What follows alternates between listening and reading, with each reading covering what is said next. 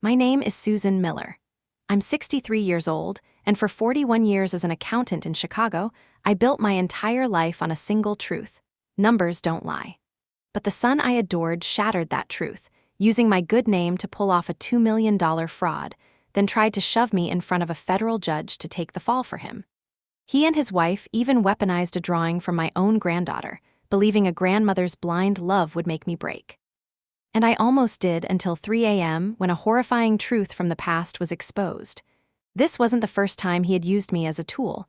They believed I would quietly sacrifice myself, but they were wrong. In court, I didn't just refuse to plead guilty, I unleashed evidence that brought his entire scheme crashing down. Numbers don't lie. That's what I've built my life on. For 41 years, I've been an accountant here in Chicago. My office, a small, tidy space overlooking a street lined with maple trees, has been my sanctuary. The scent of old paper and fresh coffee, the satisfying click of a calculator, the neat columns of a balanced ledger, these are the elements of my world. They are predictable. They are honest. Unlike people. Most women at my age are planning cruises or spoiling their grandchildren full-time. I do spoil my grandchildren, of course. Emily and Josh are the lights of my life, but I've never been one for sitting still. My clients depend on me. These aren't high-powered corporations, they're small businesses, families, people I've known for decades. The bakery down the street, the flower shop run by two sisters, the retired teacher who lives above my office. I handle their taxes, manage their payroll, help them plan for the future. They trust me. My reputation for integrity is the most valuable asset I own. It's more valuable than my paid-off condo or my retirement fund. It's everything. The morning it all began was a crisp Tuesday in October. The maple trees outside were ablaze in shades of crimson and gold. I was reconciling the quarterly accounts for Ben's Best Meats, a butcher shop owned by my oldest friend and client, Ben Carter. Ben and I went to high school together. He was a widower, a kind man with a booming laugh and hands the size of dinner plates. The bell above my office door chimed, and Ben himself walked in, carrying a white paper bag that smelled deliciously of smoked sausage. "Morning, Susie," he boomed, his voice filling the small room. "Thought you might need some fuel for fighting the tax man." I smiled, taking off my reading glasses. "Ben, you shouldn't have, but I'm glad you did. Coffee's fresh."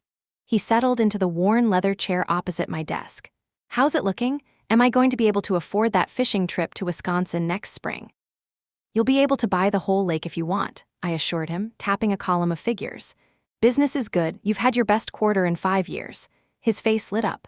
"That's my Susie, the only person I trust with my money. You know, my son-in-law, Gary, he's always trying to get me to move my accounts to some big-shot firm downtown, says I'm old-fashioned. There's nothing wrong with being old-fashioned when it comes to honesty, Ben." "Exactly," he said, slapping his knee. That's what I tell him. I say, "Gary, Susan Miller has been handling my books since my first dollar. Her word is better than a signed contract. Anyway, enough about that. How's Mark, still setting the world on fire down at the Board of Trade?" A swell of pride warmed my chest. My son, Mark. He was the reason I still worked, the reason for everything. My husband, Robert, had passed away from a heart attack 10 years ago, and Mark had stepped up, becoming not just my son but my rock. He was brilliant, handsome, a successful financial analyst with a beautiful wife, Laura, and 2 perfect children. He was everything a mother could hope for. "He's doing wonderfully," I said. "He just closed a huge deal last week. He's talking about buying a bigger house in Oak Park. For the kids, you know, more yard space." "That's great, just great," Ben said, beaming. "You raised a good one, Susie, a real go-getter." After Ben left, I sat for a moment, the comforting smell of his peace offering filling the air. He was right, I had raised a good one. Mark was my masterpiece, my legacy. He called me every single day, without fail. In fact, my phone buzzed just then, his picture flashing on the screen. "Hi, Mom." His voice was smooth and confident, the sound of success. "Just checking in, how's your day?" "It's lovely, honey. Ben Carter just stopped by. He said to say hello." "Good old Ben," Mark said, a hint of something I couldn't quite place in his tone. "Affection, or maybe dismissal?" "Listen, Mom, quick question. I'm putting together a portfolio for a new client, very high net worth individual. He's interested in local, stable businesses, legacy investments. I was thinking of businesses like Ben's. Could you send me the revenue projections you just did for him? Just the top-line numbers. It would be a huge help. Give me a great example to show." "Oh, honey, I can't do that," I said automatically. "That's confidential client information." He laughed, a disarming, easy sound. Of course, I know that. I meant, could you anonymize it? Just change the name to local butcher shop or something. I'm not asking for secrets, just a template. You know how much I respect your work. You're the most ethical person I know. His praise was like a warm blanket. How could I say no? He wasn't asking for anything improper, just a template. He was my son. All right, I said, my professional caution melting away. I'll change the names and send it over this afternoon, but this is a one-time thing, Mark. You're the best, Mom, seriously. Talk to you tomorrow. He hung up and I went back to work, a small smile on my face. It was nice to be able to help him, to feel like my small-town expertise could still be useful to my high-flying son. The rest of the day passed in a blur of paperwork and phone calls. By the time I locked up the office, a cool autumn evening had settled over the city. I drove home to my quiet condo, the familiar route of comfort. My life was like that drive, predictable, safe, well-maintained. I made myself a simple dinner of soup and salad and settled on the couch with a novel. The story was about a family torn apart by secrets, and I remember thinking how lucky I was that my family had none. We were open, loving. We were solid. Around 9 o'clock, my doorbell rang. A sharp, insistent buzz that felt wrong. I wasn't expecting anyone. Maybe it was my neighbor, Mrs. Gable, needing help with her Wi-Fi again. I opened the door and my blood ran cold. 2 people stood in the hallway, a man and a woman both dressed in dark, formal suits. They looked out of place, their expressions grim. The man held up a badge. "Ma'am," he said, his voice flat and devoid of emotion. "Are you Susan Miller?" "Yes," I whispered, my hand tightening on the doorknob. "I'm Detective Rourke, Chicago PD. This is Agent Cho from the FBI. We need to ask you some questions about your son, Mark Miller." The floor seemed to tilt beneath my feet. "My son? Is he all right? Was there an accident?" Detective Rourke's eyes were cold, impassive. "Your son is fine, ma'am. He's in custody. He was arrested an hour ago on multiple charges of wire fraud and embezzlement." The words hung in the air, cold and sharp as shards of glass. Wire fraud and embezzlement. They were clinical, sterile terms for something monstrous. They belonged on the news, in newspapers, describing strangers in slick suits. They had nothing to do with my son, my Mark, who helped old ladies with their groceries and coached his son's little league team. "No," I said, my voice a stranger's, thin and reedy. "No, that's impossible. There has been a terrible, terrible mistake. My son is not a criminal. You have the wrong Mark Miller." Agent Cho, the woman from the FBI, had a calm, unreadable face. "He's 38 years old, works at the Chicago Board of Trade, lives in Lincoln Park with his wife, Laura, and 2 children, Emily and Josh. Is that your son?" Every detail was a hammer blow, dismantling my denial piece by piece. I nodded numbly, my throat too tight to speak. "May we come in, Mrs. Miller?" Detective Rourke asked. It wasn't really a question. I stepped back, my body moving on its own accord, and they entered my home. The space that had felt like a sanctuary moments before now felt contaminated, a crime scene. They didn't sit down. They stood in the middle of my living room, 2 dark pillars of doom, and I felt like a suspect under my own roof.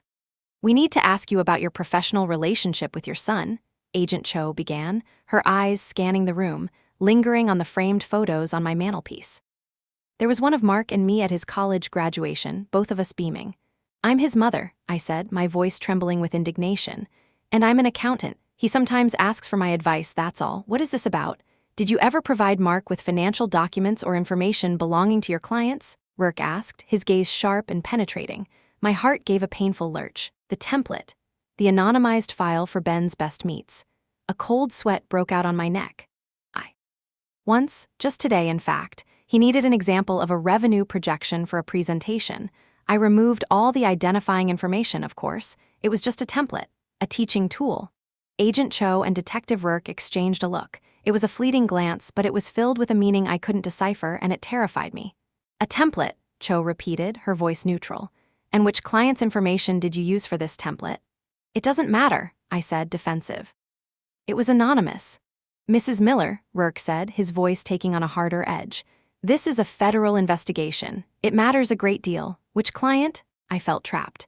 Betraying a client's trust was unthinkable, but lying to the FBI was a crime. "It was for Ben Carter's butcher shop," I whispered, the name tasting like ash in my mouth. Agent Cho pulled a folded document from her coat pocket and handed it to me. My hand shook as I took it. It was a prospectus, glossy and professional, for an investment fund called Midwest Heritage Partners. The cover page promised guaranteed returns by investing in stable, family-owned Chicago businesses. And there, under the list of sample investments, was the name Ben's Best Meats, accompanied by the exact 5-year revenue projections I had calculated that morning. The same numbers from the file I had sent to Mark. My numbers. We believe your son has been using his connection to you and your reputation to solicit funds from investors, Agent Cho said softly. He would show them these projections, using your trusted clients as bait. The investment fund, Midwest Heritage Partners, doesn't exist. The money went directly into his personal accounts. I stared at the paper, the neat columns of numbers I knew so well now looking perverse, twisted into a weapon. No, he wouldn't. He wouldn't use Ben. He wouldn't use me. The total amount is over $2 million, Rourke added, from at least a dozen investors. Many of them were your clients, Mrs. Miller, people who trusted your name. The room began to spin. My clients. People who relied on me, who thought my name was as good as a contract. Had Mark used me to hurt them? The thought was a physical blow, knocking the air from my lungs. I need to call his wife, I stammered, fumbling for my phone on the end table. Laura. She'll clear this up. I dialed Laura's number, my fingers clumsy. It rang once, twice, then went to voicemail. Her voice, usually so bright and cheerful, sounded strained even on the recording. Hi, you've reached Laura. I can't get to the phone right now. Please leave a message. Laura, it's Susan, I said, my voice cracking. The police are here. They've arrested Mark. Please call me back. The detectives watched me, their faces impassive. We've already spoken to Mrs. Miller, Agent Cho said. She has retained a lawyer. Retained a lawyer? It was all moving too fast. This wasn't a misunderstanding you could clear up with a phone call. This was real. I want you to leave, I said, finding a sliver of strength. Leave my house. Now. Detective Rourke handed me a business card. If you think of anything else that might be helpful, you call me, day or night. I didn't take the card. I just stood there until they let themselves out, the click of the lock echoing in the sudden, crushing silence. I sank onto the couch, the fraudulent prospectus still clutched in my hand. My eyes fell on the photograph again, Mark, his arm around me, his smile so full of promise. How could that boy, my brilliant, loving son, be the man the FBI was describing? My mind raced, trying to find another explanation. Maybe Mark was framed. Maybe a colleague stole his files, forged his signature. Yes, that had to be it. He was too smart, too successful to need to steal. A bigger house in Oak Park. He had just closed a huge deal. Or had he? Was that a lie too? I wrapped my arms around myself, a sudden chill seeping deep into my bones. Who was my son? The man I thought I knew, or the stranger on this piece of paper? My phone rang again, startling me. I snatched it up, hoping it was Laura. But it was my sister, Jessica. She lived in Arizona, a retired art teacher who was as free-spirited as I was structured. Jessie, I breathed, relief washing over me. Sue. I just got a frantic call from Laura. She was sobbing so hard I could barely understand her. What in God's name is going on? She said Mark been arrested? The dam broke. I told her everything, the words tumbling out in a torrent of fear and confusion, the detectives, the prospectus, Ben's name, the $2 million. Oh, Susie, Jessica said, her voice soft with sympathy. That's horrible, but it has to be a mistake. Mark adores you. He wouldn't drag you into something like this. That's what I keep telling myself. But Jessie, they had documents. They knew I sent him that file. There was a pause on the other end of the line. Sue, she said carefully, you know I love Mark, but he's always been ambitious. Remember when he was a kid, how he'd trade his lunch for the other kids' desserts and then sell the desserts back to them at a profit? That was just being enterprising, I said weakly. Was it? Or was it just the first sign? All I'm saying is, don't let your love for him blind you. You need to protect yourself. We talked for another half hour, her calm voice a lifeline in my sea of panic. After we hung up, I felt a little stronger, but the fear remained, a cold knot in my stomach. Protect myself. But how do you protect yourself from your own child? I must have sat there for hours, the television off, the book I was reading forgotten on the floor. The silence was a living thing, filled with the ghosts of my doubts. Then, just after midnight, the phone rang a third time. It was an unfamiliar number. I answered, my heart pounding. Hello? Mrs. Susan Miller? A man's voice asked. It was deep, formal, and carried an air of expensive authority. My name is Michael Royce. I'm a partner at Royce, Feinstein, and Gable. I've been retained to represent your son, Mark. Is he okay? He's shaken, but physically unharmed, the lawyer said. He's being held pending a bail hearing.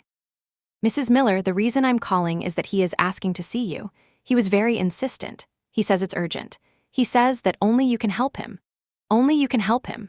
The words of my son's expensive lawyer, Michael Royce, became a repeating mantra in my head during the long, sleepless night that followed.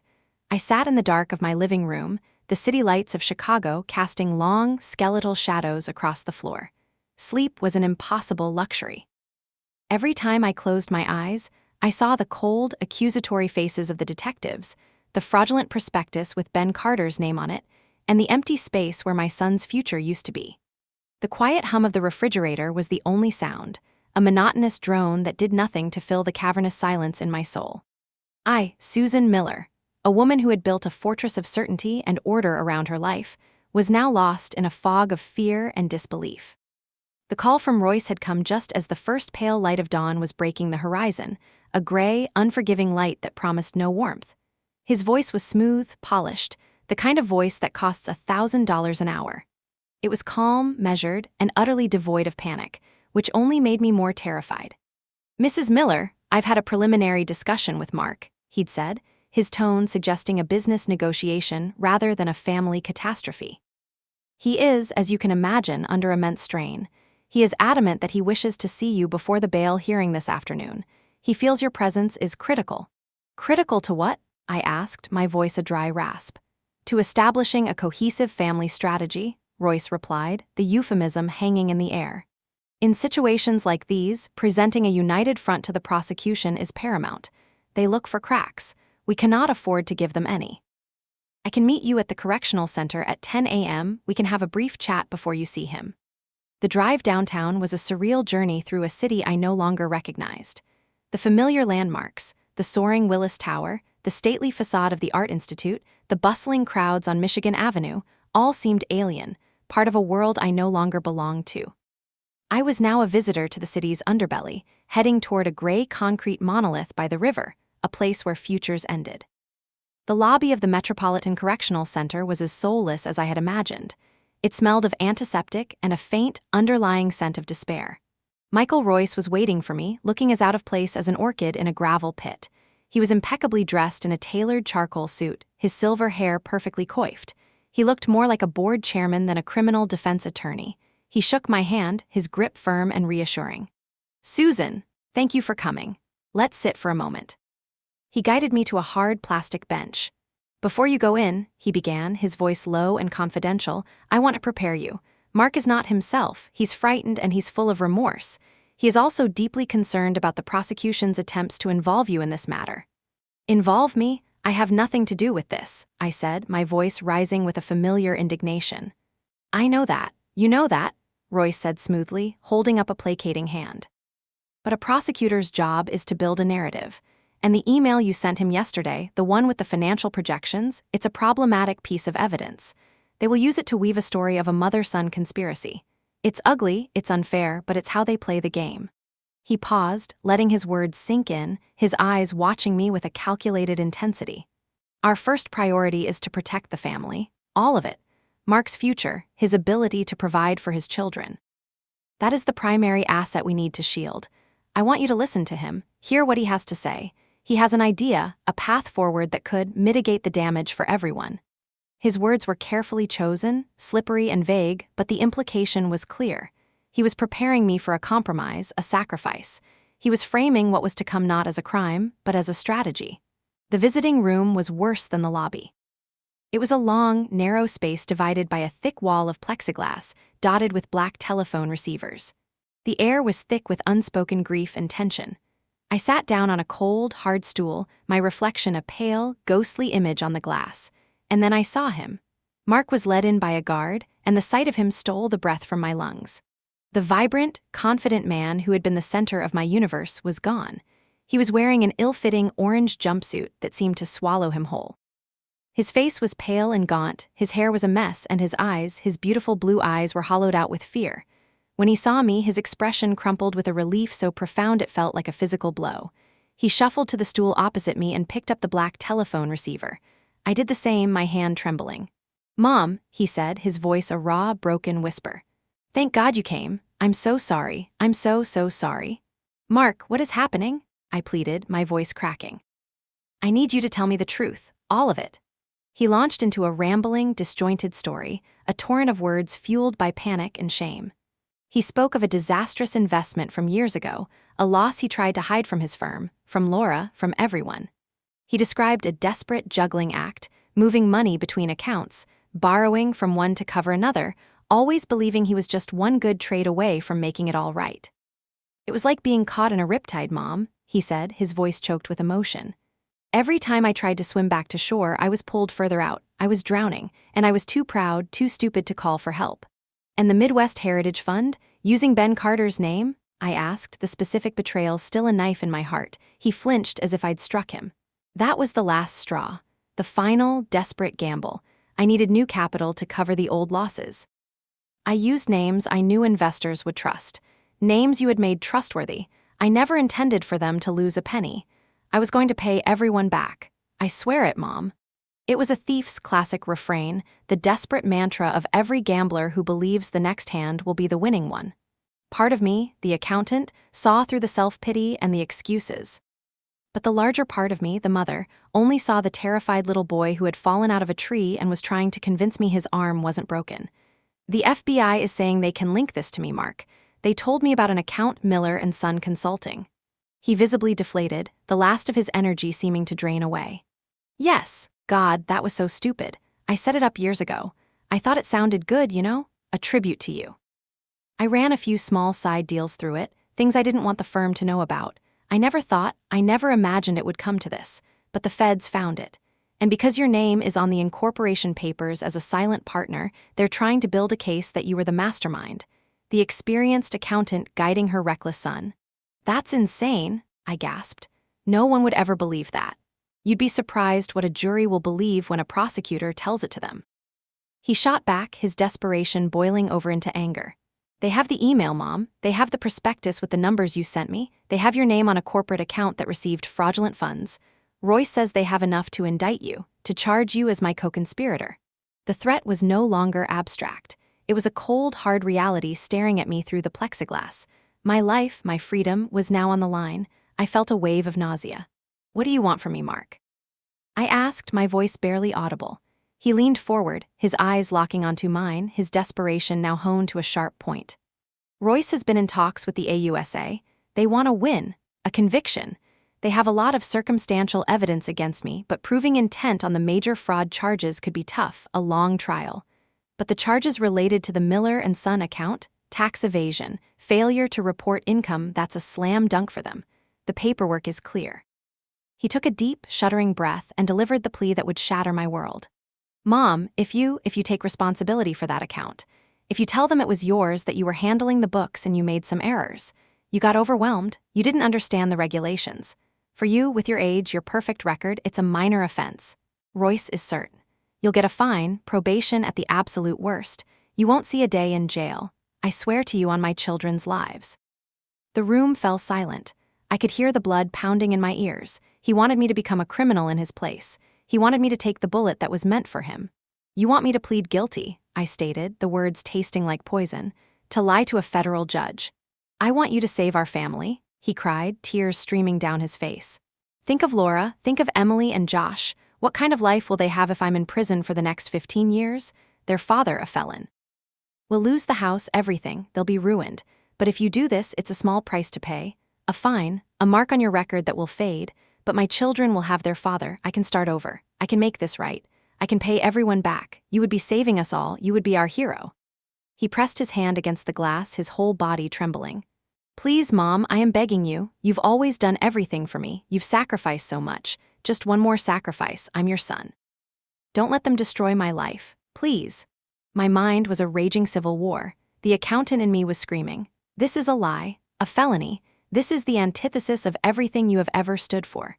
This is professional suicide." I thought of Ben Carter and his trusting face. I thought of my 41 years of painstaking, honest work about to be incinerated on the altar of my son's mistakes. But the mother in me saw something else. She saw the baby she had held in her arms. She saw the teenager she had nursed through the flu. She saw the man whose every success had been her greatest joy. And she saw her grandchildren, their bright, innocent faces, their futures hanging in the balance. What was a reputation in the end? It was just what other people thought of you. What was more important than a child's life, a family's future? He was promising me I wouldn't go to jail. It would be a public shame, a deep, personal humiliation, but it was a pain I could endure. The pain of seeing my son locked away for decades, of seeing my grandchildren grow up in poverty and shame, that was unbearable. The accountant fought hard, but she was no match for the mother. With a heart that felt like it was breaking into 1,000 pieces, I surrendered. I took a deep, shaky breath, and the reflection that stared back at me was of a woman I no longer knew. Slowly, I nodded. "Okay, Mark," I whispered, the words a final, terrible concession. "Okay, I'll do it." The transformation on his face was instantaneous and absolute. The terror vanished, replaced by a flood of pure, unadulterated relief. He slumped forward, his forehead against the glass, weeping with gratitude. "Thank you, Mom, thank you. You saved me. You saved my life. I'll make it up to you, I promise. I owe you everything." I didn't hear him. I was already gone. As I stood up on unsteady legs and walked out of that room, leaving my son and my integrity behind, I didn't feel like a hero. I felt hollowed out, a shell of the woman who had walked in. I had just agreed to sacrifice my name, my honor, and my truth. And a cold, terrifying thought began to take root in the ruins of my heart. Was the son I was saving even the man I thought he was? Use arrow up and arrow down to select a turn, enter to jump to it, and escape to return to the chat. The days that followed my visit to the correctional center were a blur of beige and gray, a monotonous landscape of fear. I felt like a ghost haunting my own life. I'd wake up in the morning, and for a blissful, fleeting moment, I'd forget. I'd see the crisp autumn sunlight filtering through my blinds and think, what a lovely day too, and then the memory would crash down on me like a physical weight. My son was in jail. I had promised to plead guilty to a federal crime.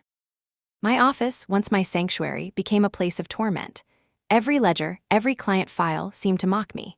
The neat columns of numbers that had once represented order and truth now felt like a testament to my own hypocrisy. I was a liar, a soon-to-be convicted felon. How could I continue to advise people on their financial honesty when my own was a smoldering ruin?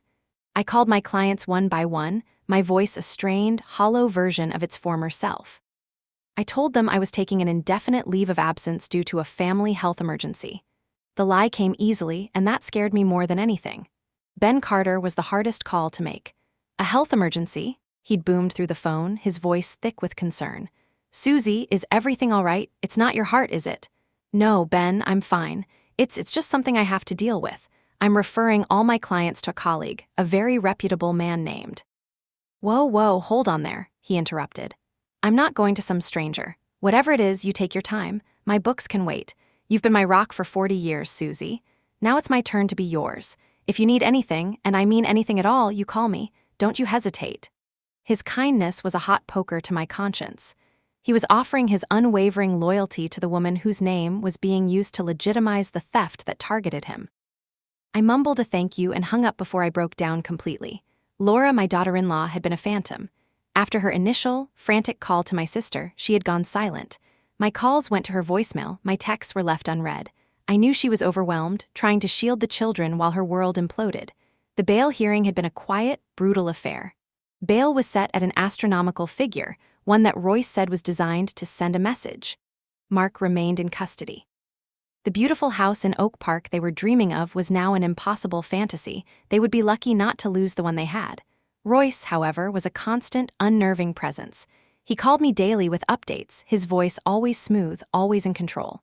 "I've had a productive meeting with the AUSA," he told me a few days after my visit with Mark. "They are receptive to our proposal. They see the wisdom in a swift resolution regarding the Miller and Son account." "And Mark?" I asked, my voice barely a whisper. "If you plead guilty to the tax charges, they are prepared to offer Mark a deal on the more serious fraud indictments. It would likely involve him pleading to a lesser charge, significant restitution, and a period of supervised probation. No jail time. That is the prize, Susan. We must keep our eyes on the prize." The prize? My son's freedom in exchange for my reputation. Every conversation with Royce felt like a transaction, a cold, calculated stripping away of my identity. He sent me documents to review, drafted confessions to read. He coached me on what to say, how to act. I was to be a contrite, slightly confused, elderly woman who had gotten in over her head, a sympathetic figure. The role made my skin crawl. One evening, my sister Jessica called. Her voice was a welcome warmth in my cold, silent condo. "Sue, I've been so worried." "I keep calling, but you don't pick up. How are you holding up?" "I'm fine, Jessie," I lied. "Don't you dare I'm fine me, Susan Miller. I've known you for 60 years. I know when you're lying. What's going on? What did Mark say when you saw him?" I hesitated. I hadn't told her the plan. I hadn't told anyone. To speak it aloud would be to make it irrevocably real. He asked me for a favor, I said, my voice small. Jessica was silent for a long moment. She was an artist. She saw the world in shades of color and emotion, not black and white numbers.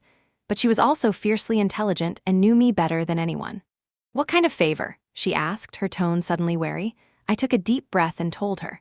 I told her about the Miller and Son account, the prosecutor's threats to indict me, and Mark's desperate, tearful plea. I explained the deal Royce was brokering, the cold, awful logic of the sacrifice. When I finished, the silence on the other end of the line was deafening. Jessie, are you there?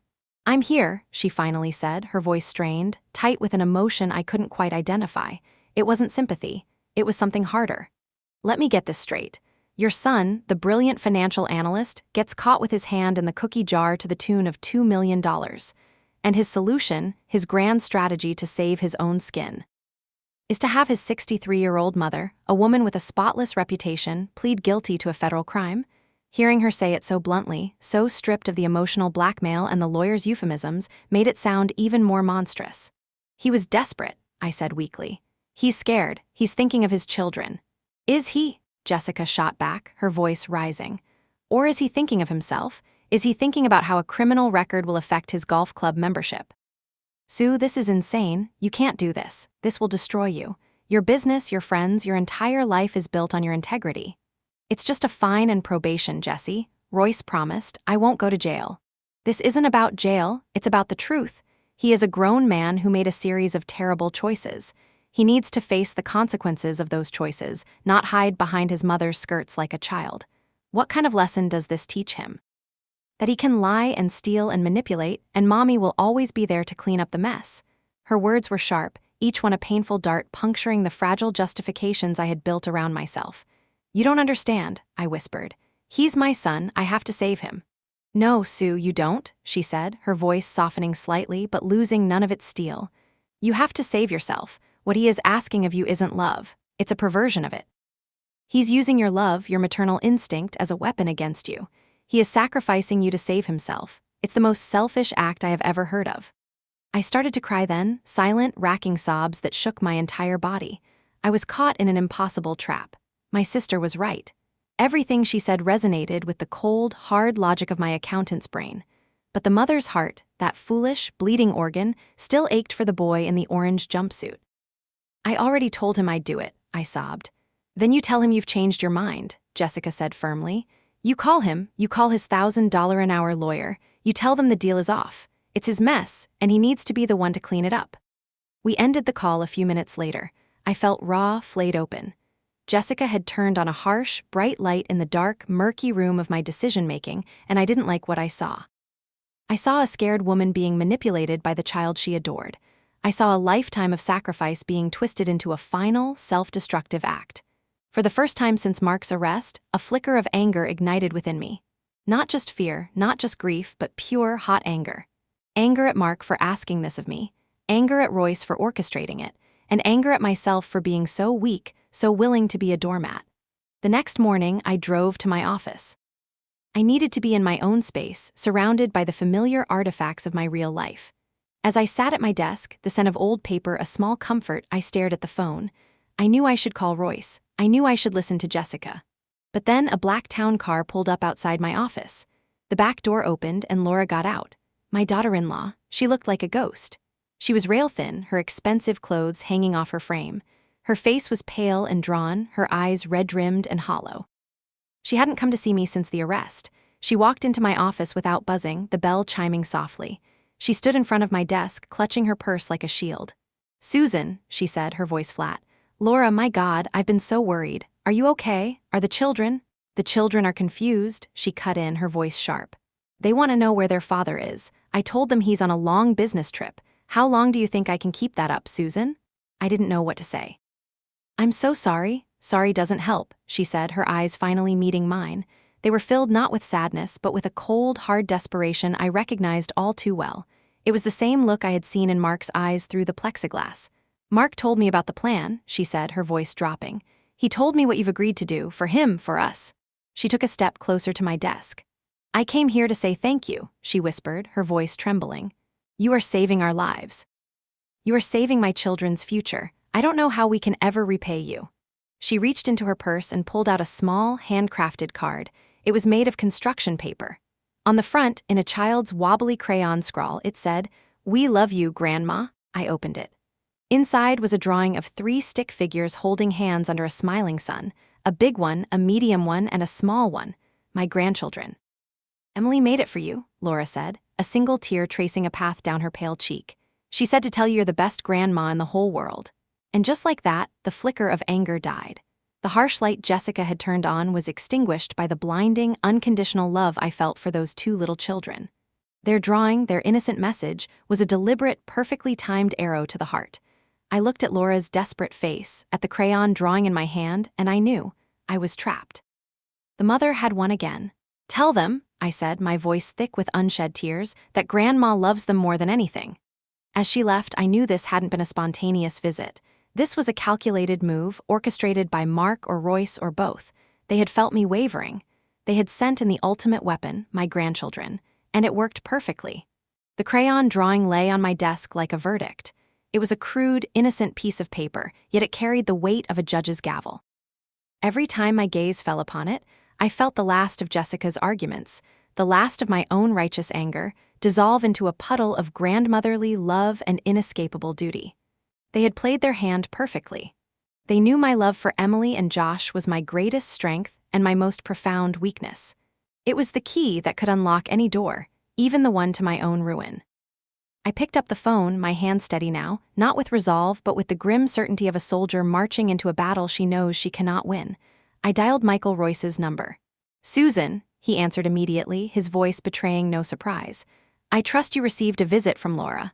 "The strategy was effective, Mr. Royce," I said, the words tasting like acid. "Tell Mark the deal is on. I will do as he asks." There was a slight pause. "A wise decision, Susan." "It is, without question, the path of least resistance for everyone involved. I will inform the AUSA's office of our intention to cooperate fully. My assistant will schedule a meeting for us tomorrow morning to go over the specifics of your plea allocution. We need to prepare." Allocution. Another sterile legal term for what it really was, my confession, my scripted lie. After I hung up, I sat in the suffocating silence of my office, feeling as though I had just signed away the deed to my soul. I couldn't stay there. I needed air. I needed to see something real, something that wasn't tainted by this nightmare. On impulse, I grabbed my keys and drove the few blocks to Ben Carter's butcher shop. I don't know why. Maybe I needed to see the face of the man I was betraying. Maybe I was a moth drawn to the flame that would consume me. The shop was a symphony of familiar sights and smells. The sweet, smoky scent of bacon, the clean, sharp smell of sawdust on the floor, the sight of Ben himself, a mountain of a man in a white apron, expertly trimming a rack of lamb for a customer. When he saw me, his broad, kind face broke into a wide grin. "Susie, what a surprise. I thought you were on a health leave." "I needed to get out of the house, Ben," I said, managing a weak smile. He finished with his customer and then wiped his massive hands on his apron, coming around the counter to give me a gentle, one-armed hug. "I'm glad you did. You look tired, kiddo. Whatever this family emergency is, it's taking a toll on you." He led me to a small stool in the corner. "Sit, rest a minute." He disappeared into the back and returned with 2 steaming mugs.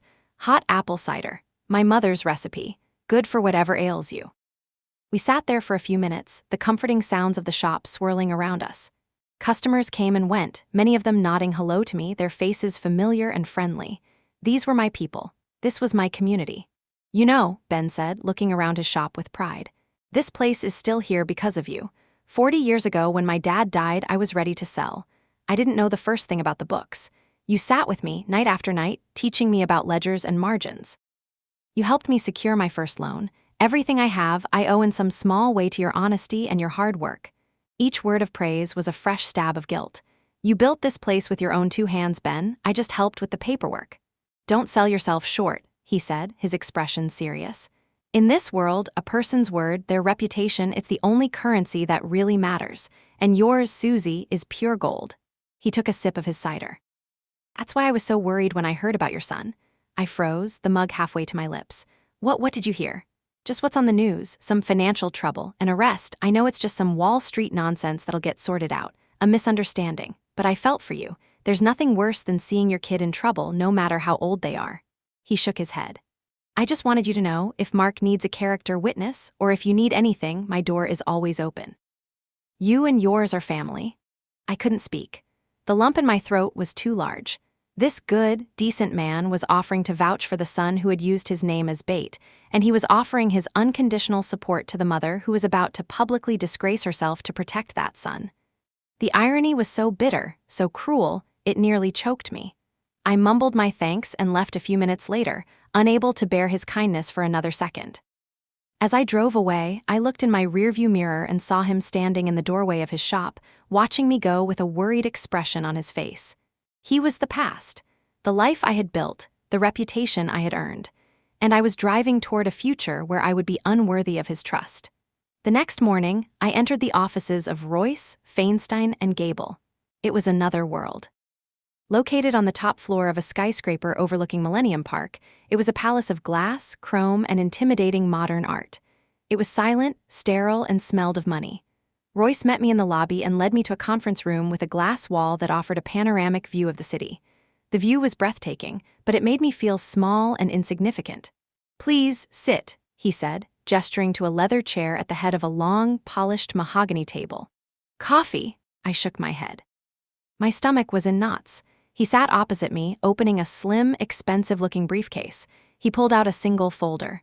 "Okay, Susan, let's talk about your story." "My story? I thought I was just pleading guilty."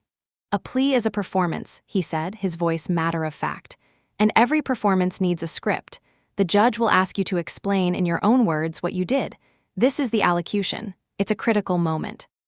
Your credibility, your remorse, your perceived level of culpability, it all gets decided right there. We need to craft a narrative that is plausible, sympathetic, and minimizes your role to simple negligence, not criminal intent." He slid a single sheet of paper across the table to me. At the top, it said, "Plea allocution talking points." My eyes scanned the bullet points. "Admit to establishing Miller & Son Consulting as a personal venture. Explain that you were trying to adapt to a modern, digital-first accounting world, but lacked the technical expertise. State that your son, Mark, offered to help with the technical setup, but was not involved in the day-to-day bookkeeping. Confess to commingling funds and making errors in tax filings due to confusion over complex corporate tax law. Express profound remorse and emphasize that there was never any intent to defraud the government. It was a masterpiece of fiction. A neat, tidy, believable lie that painted me as a sympathetic, technologically incompetent senior citizen and Mark as the helpful, uninvolved son. "I want you to read this. Memorize it. Internalize it," Royce instructed, his voice like a director coaching an actor. "When you speak to the judge, I want you to project humility and confusion. You are a woman from an older, simpler time who got lost in the complexities of modern finance. You are deeply sorry for your mistakes. Do you understand?" I stared at the paper in my hands. It felt heavier than a block of lead. This was it, the official record of my disgrace, the words I was supposed to adopt as my own. "Who will be the prosecutor?" I asked, my voice barely a whisper. "The case has been assigned to Assistant U.S. Attorney David Chen," Royce said, a flicker of something, respect, or perhaps caution in his eyes. "He's a bulldog, smart, aggressive, and meticulously prepared. He doesn't like deals, so the fact that he's agreed to this one tells me he sees it as a guaranteed conviction. He will be watching you closely during the allocution. He will be looking for any sign that you are being untruthful. That's why our performance must be perfect." A bulldog. The word sent a fresh wave of fear through me. This wasn't just a formality. It was a high-stakes performance in front of a dangerous audience. Royce leaned forward, his polished facade cracking for just a moment to reveal the predator beneath. "Susan, I need to be clear. Once we walk into that courtroom, there is no turning back. You will answer the judge's questions as we have discussed. You will plead guilty. If you deviate from the script, if you hesitate, if you give Chen any reason to suspect this is a fabrication, he will tear the deal apart. He will come after Mark with everything he has, and he will not stop until your son is in a federal prison for a very long time. And he will likely open a new investigation into you for perjury and obstruction of justice. Do you understand the stakes?" I nodded, my throat dry. The paper in my hands trembled. This was my script, my lie, and it was the only thing standing between my son and a decade behind bars. "I understand," I said. As I left his office and rode the silent, express elevator back down to the real world, I clutched the paper in my hand. Numbers don't lie, I thought to myself, the old mantra now a bitter, ironic joke. But I was about to. In front of a judge, in front of the world, I was about to lie. And I had to be perfect. The week leading up to the plea hearing was the longest of my life. I existed in a state of suspended animation, the world moving around me in a muted, dreamlike haze while I was frozen in a state of near-constant, low-grade terror. I lived with Royce's talking points as a constant companion. I read the single sheet of paper over my morning coffee, my hands shaking. I recited the bullet points to my reflection in the bathroom mirror, trying to make the lies sound like my own words. I practiced projecting humility and confusion, but all I saw in my eyes was a profound, bottomless shame. Jessica called me every night. True to her word, she didn't let up. "You can still back out of this, Sue," she'd say, her voice a lifeline I was too afraid to grab. "It's not too late, just say the word and I'll fly out there, we'll face this together." "I can't, Jessie," I'd reply, my voice a monotone of defeat. "The arrangements have been made, it's the only way." "The only way for him," she'd correct me sharply. "Have you even spoken to your son since that day in the jail?" She was right, I hadn't. Mark hadn't called. Royce was my only point of contact, a sterile filter between me and the son I was sacrificing myself for. He was a piece on a chessboard, being moved around by his lawyer, and I was another piece, being moved into a position of sacrifice. We weren't a mother and son anymore, we were elements in a legal strategy. The silence from Laura and the children was even more deafening. After her strategic visit with the crayon drawing, she had vanished again. There were no more calls, no more texts. It was as if, having secured my cooperation, the family had retreated, leaving me to face the consequences alone. The thought was a cold stone in my stomach. They didn't want to be contaminated by the guilt I was about to take upon myself. I was a necessary evil, a tool to be used and then, perhaps, discarded. The day before the hearing, I received a package by courier. It was a small, elegant box from a high-end department store. Inside, nestled in tissue paper, was a conservative navy blue dress suit, a simple pearl necklace, and matching earrings. The attached card was from Michael Royce. It read, "For your appearance tomorrow, we must project an image of quiet dignity." MR, I held up the suit. It felt like a costume for a play I never auditioned for. He wasn't just scripting my words, he was scripting my appearance, ensuring every detail of the performance was perfect. I was to look like a respectable grandmother who had made a regrettable mistake, not a conspirator. I dropped the suit on my bed as if it were on fire. The quiet dignity he wanted to project was a lie, just like everything else. That night, sleep was a lost cause. I paced the floors of my condo, the city lights a cold, indifferent audience to my torment. I thought about Ben Carter's trusting face. I thought about my sister's angry, loving pleas. I thought about the stick figures my granddaughter had drawn, a symbol of the family I was supposed to be saving. But what kind of family was it that demanded this kind of sacrifice? What future was I securing for them if it was built on a foundation of lies and my own destruction? Around 3 a.m., I found myself in my small home office. I sat at my desk, and on instinct, I turned on my computer. For weeks, I had avoided anything to do with my work. It was too painful. But now I felt a strange compulsion. I opened my old accounting software, the familiar interface a small comfort in the chaos. I pulled up the last file I had worked on before my life had imploded, the quarterly report for Ben's Best Meats. I looked at the numbers, the clean, honest figures representing a good man's hard work, then I thought about the file I had sent to Mark. The template. A cold, professional curiosity, an instinct honed over 40 years, began to stir within me. Royce and Mark had built a narrative around this single email, this one act of maternal weakness. But what if there was more? What if I had been blind to other things? Jessica's words came back to me. He's always been ambitious. The boy who sold the other kids desserts back to them. For years, Mark had asked for my advice. He'd call with questions about tax law, investment strategies, corporate structures. I had always been so proud, so flattered that my brilliant son still valued my old-fashioned expertise. I had answered his questions freely, never thinking twice about it. My heart began to beat faster. I went through my old emails, searching for Mark's name. I found hundreds of messages stretching back years. Little questions, seemingly innocent queries. "Mom, quick question. If a small business has a sudden, unexpected cash surplus, what's the most tax-efficient way to categorize it on the books? Hey, I'm looking at a company's financials. Their receivables are aging out past 90 days, but they haven't written them off as bad debt. Is there a legitimate accounting reason for that? Hypothetically, Could a series of small, intercompany loans be used to obscure a capital deficit on a quarterly report? Individually, they were just questions, the kind a financial analyst might ask. But looking at them now, one after another, a pattern began to emerge. It was a roadmap of deception. He wasn't asking for advice. He was mining me for information. He was learning how to exploit the loopholes, how to bend the rules, how to hide his tracks.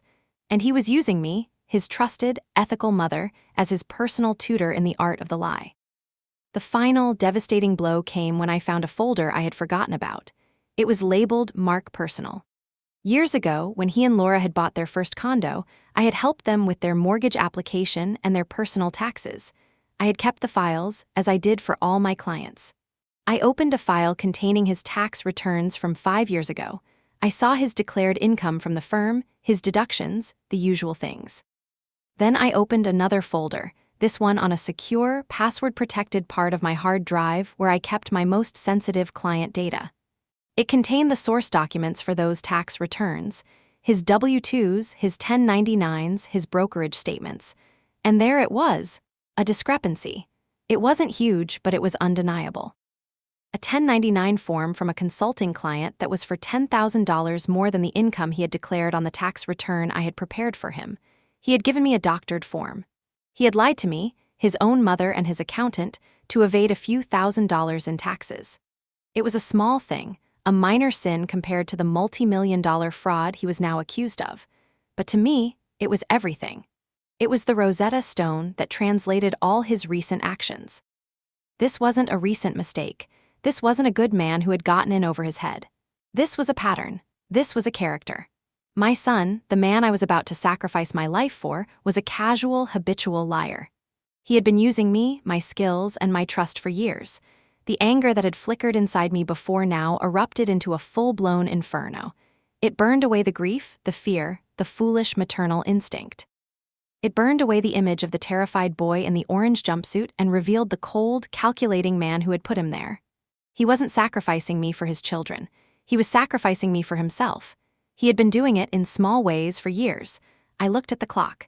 It was 5:30 a.m. The plea hearing was in 4 hours. My performance. I picked up the phone and dialed, not Michael Royce, not Jessica. A sleepy voice answered on the third ring. "Hello." "Ben," I said, my voice clear and steady. "It's Susan Miller. I'm sorry to call so early, but I need your help." There was a pause as he woke up. "Susie, of course. What's wrong?" "I can't explain everything right now, but I need you to do me a favor. Do you still have that son-in-law, Gary, the one who works for the big-shot law firm downtown?" "Yeah, but I thought you did." "I need his name, Ben, and his number. And I need you to call him and tell him that I am calling in every favor you think I've ever done for you. I need the best litigator in his firm. And I need him in courtroom 23C at the Dirksen Federal Building in 3.5 hours." The day of the hearing dawned cold and gray, a perfect reflection of my mood. But for the first time in weeks, the fear was gone. In its place was a cold, hard resolve. I was no longer an actor preparing for a role I didn't want. I was Susan Miller, accountant, and someone was about to find out what happened when you tried to cook my books. I put on my own suit, a familiar gray one that felt like armor. I left the pearl necklace in its box. Today was not a day for quiet dignity. Today was a day for war. Use arrow up and arrow down to select a turn, enter to jump to it, and escape to return to the chat. The Dirksen Federal Building was a monument of black steel and glass, a stark, intimidating structure that seemed to absorb the gray morning light. It was designed to make you feel small, and as I walked up its wide stone steps, I felt the gravity of my decision. But the fear that had been my constant companion for weeks was gone, replaced by a cold, crystalline anger. The anger of an accountant who has found a fatal error in the ledger of her own life. Ben had come through. His son-in-law, Gary, had been shocked by the early morning call but had listened intently. An hour later, a woman named Eleanor Vance had called me. Her voice was calm, sharp, and exuded a confidence that was deeply reassuring. She was a senior partner at the firm, a renowned litigator known for her ferocity in the courtroom. We spoke for a brief, intense 20 minutes. I told her everything, the raw, unvarnished truth, from the first email to my 3 a.m. discovery of Mark's past deceptions. I didn't cry, I didn't waver. I presented the facts as I would to a client with precision and clarity. "Mrs. Miller," she had said after a long pause, a hint of admiration in her voice, "you've been put through a ringer. What they asked of you is unconscionable. I'll be there. Don't say a word to anyone until I arrive. We'll handle this.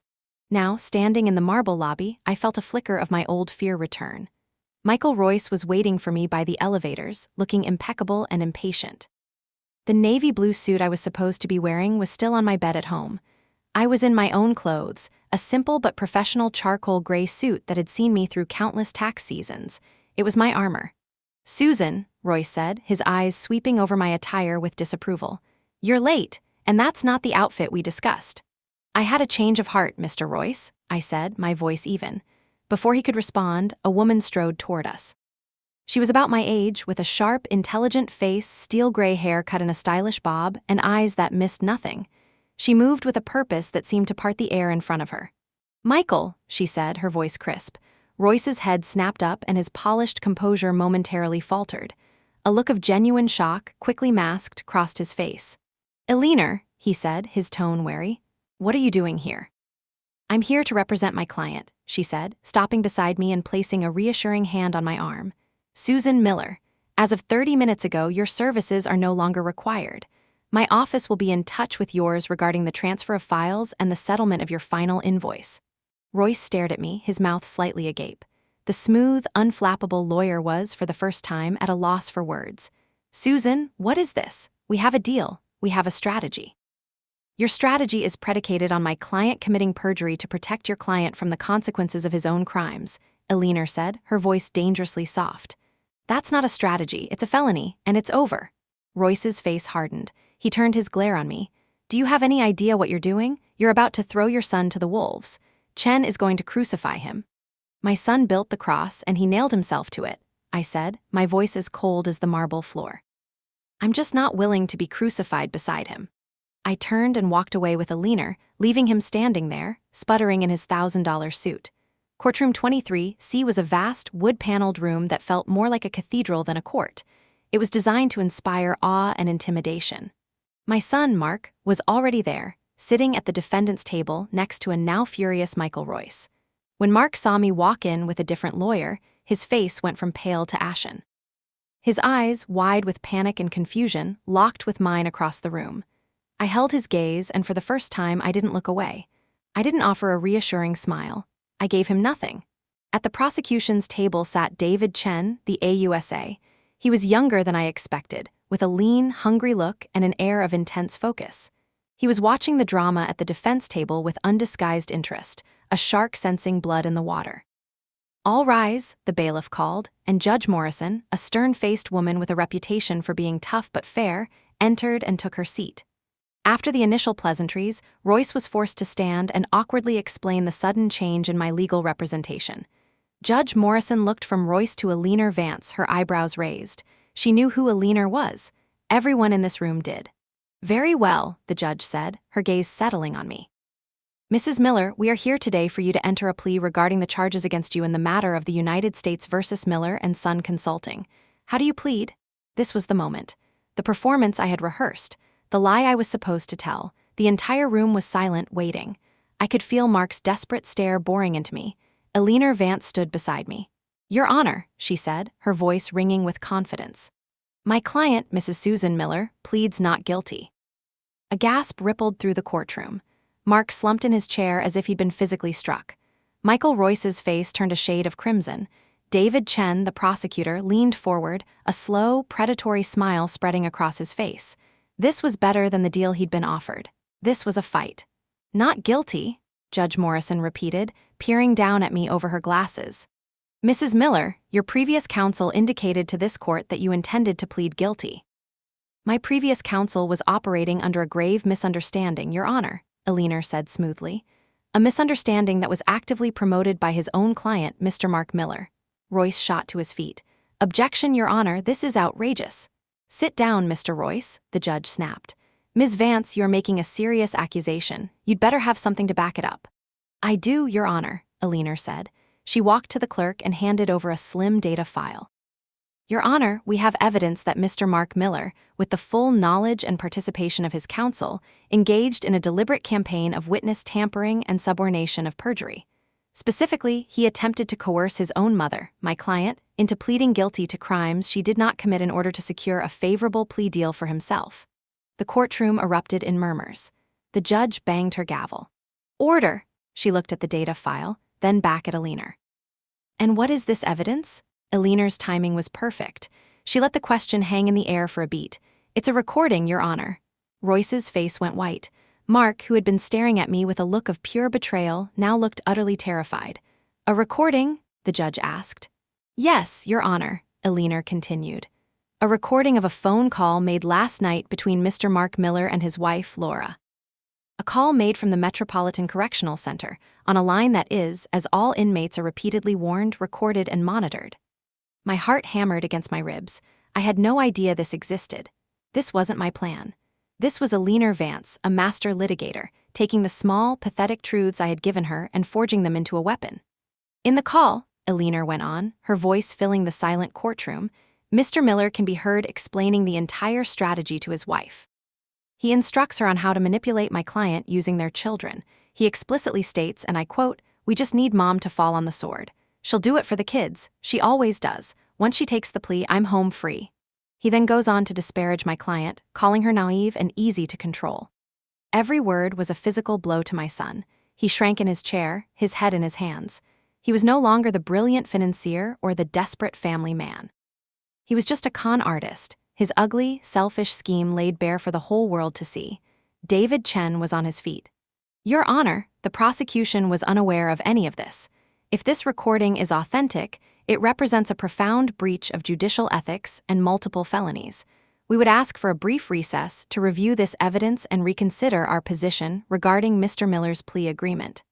Judge Morrison's face was a thundercloud. Her gaze fell on Mark, and there was no sympathy in it, only a cold, hard fury. Then she looked at Michael Royce, her eyes filled with utter contempt. "Recess granted," she said, banging her gavel with a force that made me jump. "And Mr. Royce, you and I will be having a conversation in my chambers. Immediately." As the judge swept out of the room, the courtroom dissolved into chaos. Reporters were scrambling. Lawyers were whispering frantically. In the midst of it all, I stood still, Aliner's hand resting firmly on my shoulder. Across the room, my son finally lifted his head. Our eyes met one last time. The desperation and panic were gone. In their place was something I had never seen before, directed at me, pure, unadulterated hatred. The look of a cornered animal, staring at the person who had closed the trap. At that moment, I knew two things for certain. I had my life back, and I had lost my son forever. The recess felt like a lifetime suspended between two worlds. The chaotic energy of the courtroom was replaced by the hushed, tense atmosphere of a small witness room where Aliner had sequestered me. The air was thick with the scent of old law books and floor polish. Aliner, a whirlwind of controlled energy, was on her phone, her voice a low, authoritative murmur as she spoke to her team, marshalling her forces. I, on the other hand, was perfectly still. I sat in a stiff-backed chair, my hands folded in my lap, and stared out the window at a sliver of gray Chicago sky. Mark's final look of hatred was burned into my memory. It was a brand on my soul. It was the price of my freedom, the cost of telling the truth. I had expected to feel relief, a sense of vindication. Instead, all I felt was a profound, hollow emptiness. The fierce anger that had propelled me through the morning had burned itself out, leaving behind the cold ashes of grief. My son hated me, not because I had wronged him, but because I had refused to allow him to wrong me any further. It was a devastating, heartbreaking revelation. The love I had believed was unconditional had, in fact, been entirely conditional on my willingness to be his safety net, his scapegoat, his designated martyr. The moment I had cut the rope, he looked at me not with remorse, but with rage. Aliner finished her call and turned to me, her expression softening. "How are you holding up, Susan?" "I'm not sure," I answered honestly. "I feel like I just detonated a bomb in the middle of my own life."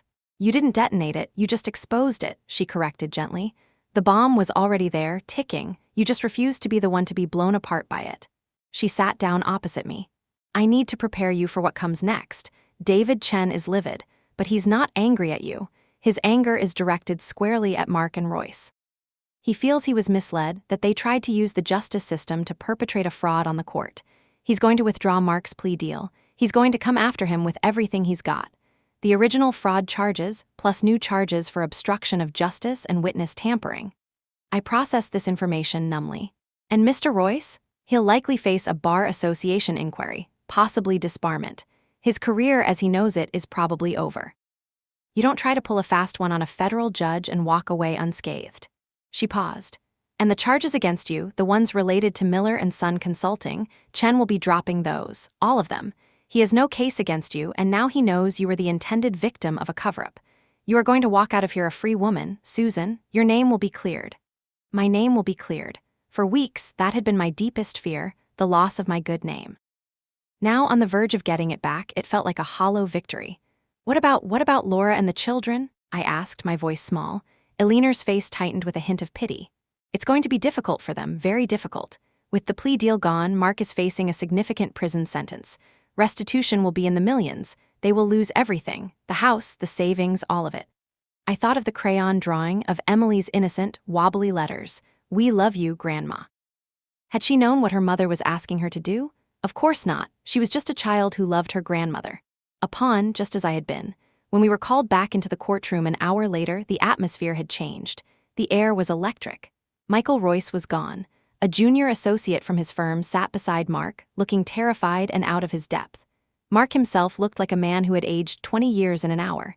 He was slumped in his chair, his face a mask of gray despair. He didn't look at me. David Chen stood and addressed the court, his voice ringing with cold fury. He formally withdrew the plea offer for Mark Miller and announced the government's intention to seek a superseding indictment that would include the new charges. He then made a motion to dismiss all charges against me, Susan Miller, with prejudice, a legal term meaning they could never be brought again. It has become clear to the prosecution, Chen said, his eyes briefly flicking toward me with something that looked like respect, that Mrs. Miller is not a perpetrator in this case, but rather a victim of a callous and calculated attempt to obstruct justice by her own son. Judge Morrison granted the motion without hesitation. Mrs. Miller, she said, her stern gaze softening as she looked at me. You are free to go. The court apologizes for the ordeal you have been subjected to. And that was it. After weeks of terror and sleepless nights, it was over in a matter of minutes. As the bailiff called for the next case, Eleanor squeezed my arm. Let's go, she whispered. We walked out of the courtroom and into the grand marble lobby. It was the same space I had entered that morning feeling like a condemned woman. Now I was walking out a free one, but I felt no joy. Reporters, sensing the dramatic turn of events, swarmed us, a pack of wolves sensing a story.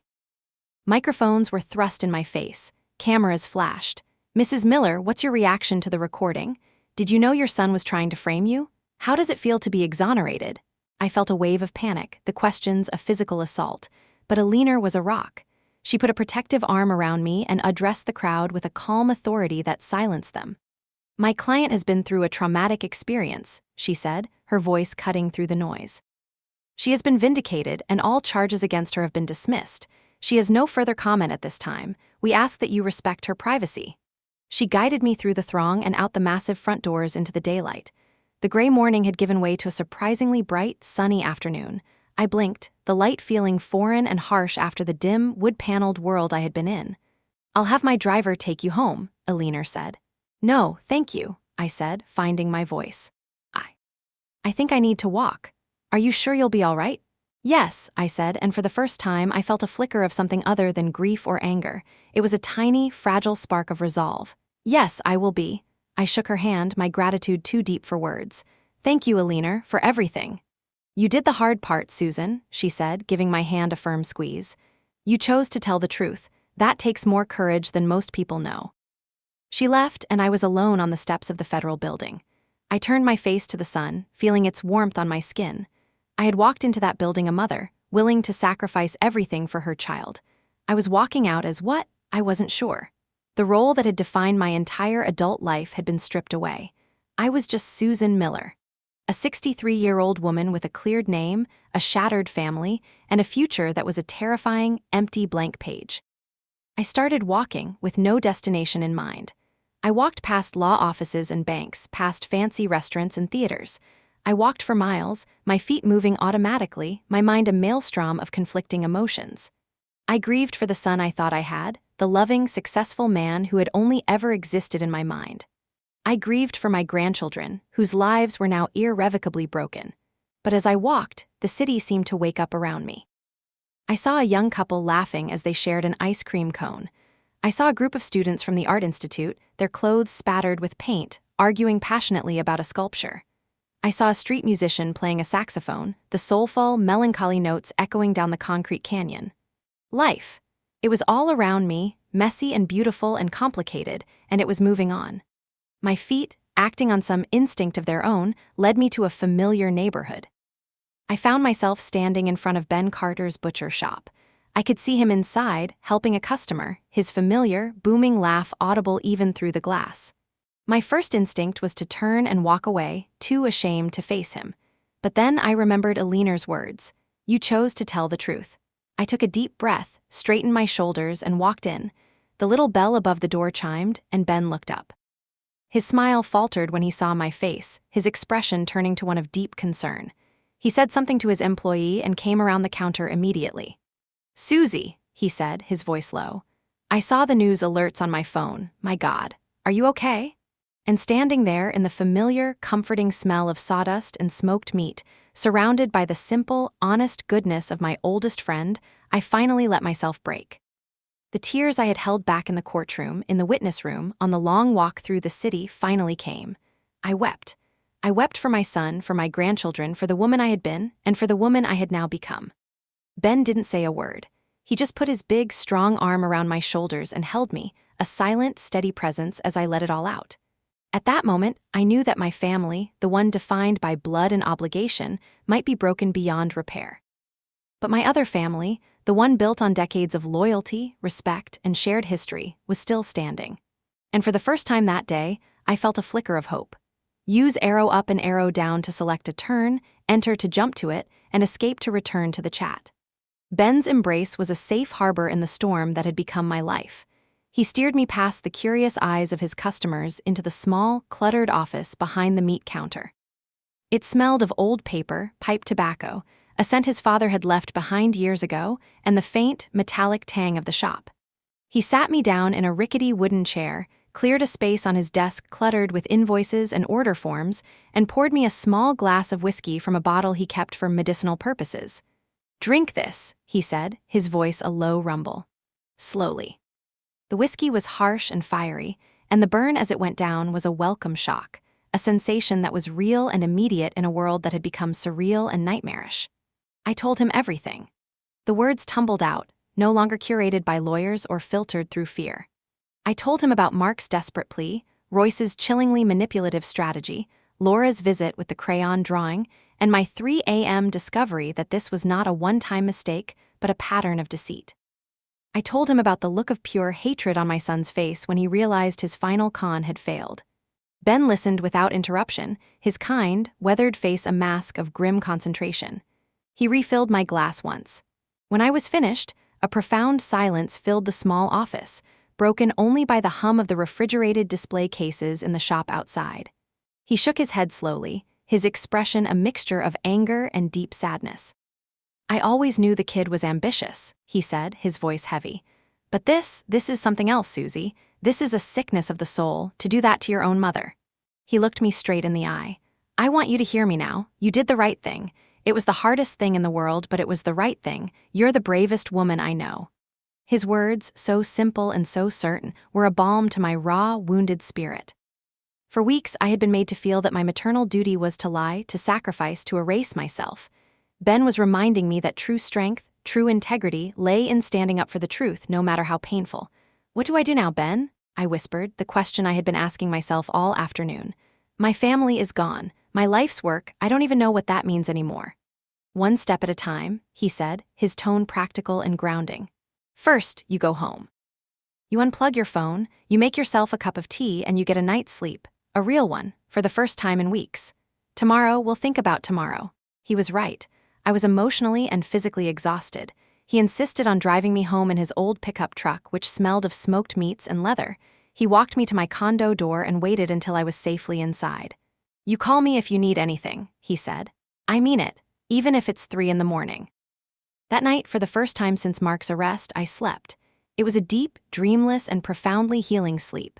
When I woke up the next morning, the world felt different. The oppressive gray fog had lifted. Sunlight streamed through my windows, and for the first time I didn't see it as an accusation. I saw it as a promise. I followed Ben's advice and kept my phone off for the entire day. I knew it would be a barrage of calls from reporters, from curious friends, perhaps even from a desperate. I wasn't ready for any of it. Instead, I engaged in the simple, restorative rituals of normal life. I did my laundry. I cleaned my condo from top to bottom, scrubbing away the psychic residue of the past few weeks. I went to the grocery store and bought fresh ingredients to cook a real meal. As I was chopping vegetables in my quiet, clean kitchen, my sister Jessica called my landline, the one number I hadn't turned off. I hesitated for a moment, then answered. "Sue." "It's me," she said, her voice cautious. "I saw the news, are you?" "I'm okay, Jessie," I said, and this time it was the truth. "I'm really okay." The relief in her voice was palpable. "Oh, thank God, I was so terrified. When you didn't call back, I thought you'd gone through with it. What happened? The news is all over the place." I told her the story, just as I had told Ben. She listened, interjecting with furious gasps at Mark's cruelty and triumphant whoops at Alina Vance's courtroom maneuvers. "That woman is my new hero," she declared when I was done. "But you, Sue, you're the real hero. You found your courage, you found your voice." "I found a tax discrepancy from 5 years ago," I said, a small, ironic smile playing on my lips. "It turns out I'm still an accountant after all."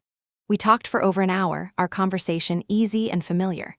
The distance that had grown between us over my terrible decision vanished, and she was just my sister again, my oldest and dearest friend. "So what now?" she asked, the same question I had asked Ben. "I don't know," I admitted. "I feel like I've just been through a controlled demolition of my life. The old structure is gone, now I have to figure out what to build on the empty lot." "Well," she said, her voice full of warmth, "I have a guest room with a view of the mountains and a full set of watercolors with your name on it. Just say the word." The invitation was a comfort, a reminder that I wasn't entirely alone. "Thank you, Jessie. Let me get my bearings first, but I'll think about it." The next few days were a strange mixture of quiet reflection and jarring intrusions from the outside world. The story of the mother who refused to lie was a minor media sensation. My picture was in the paper.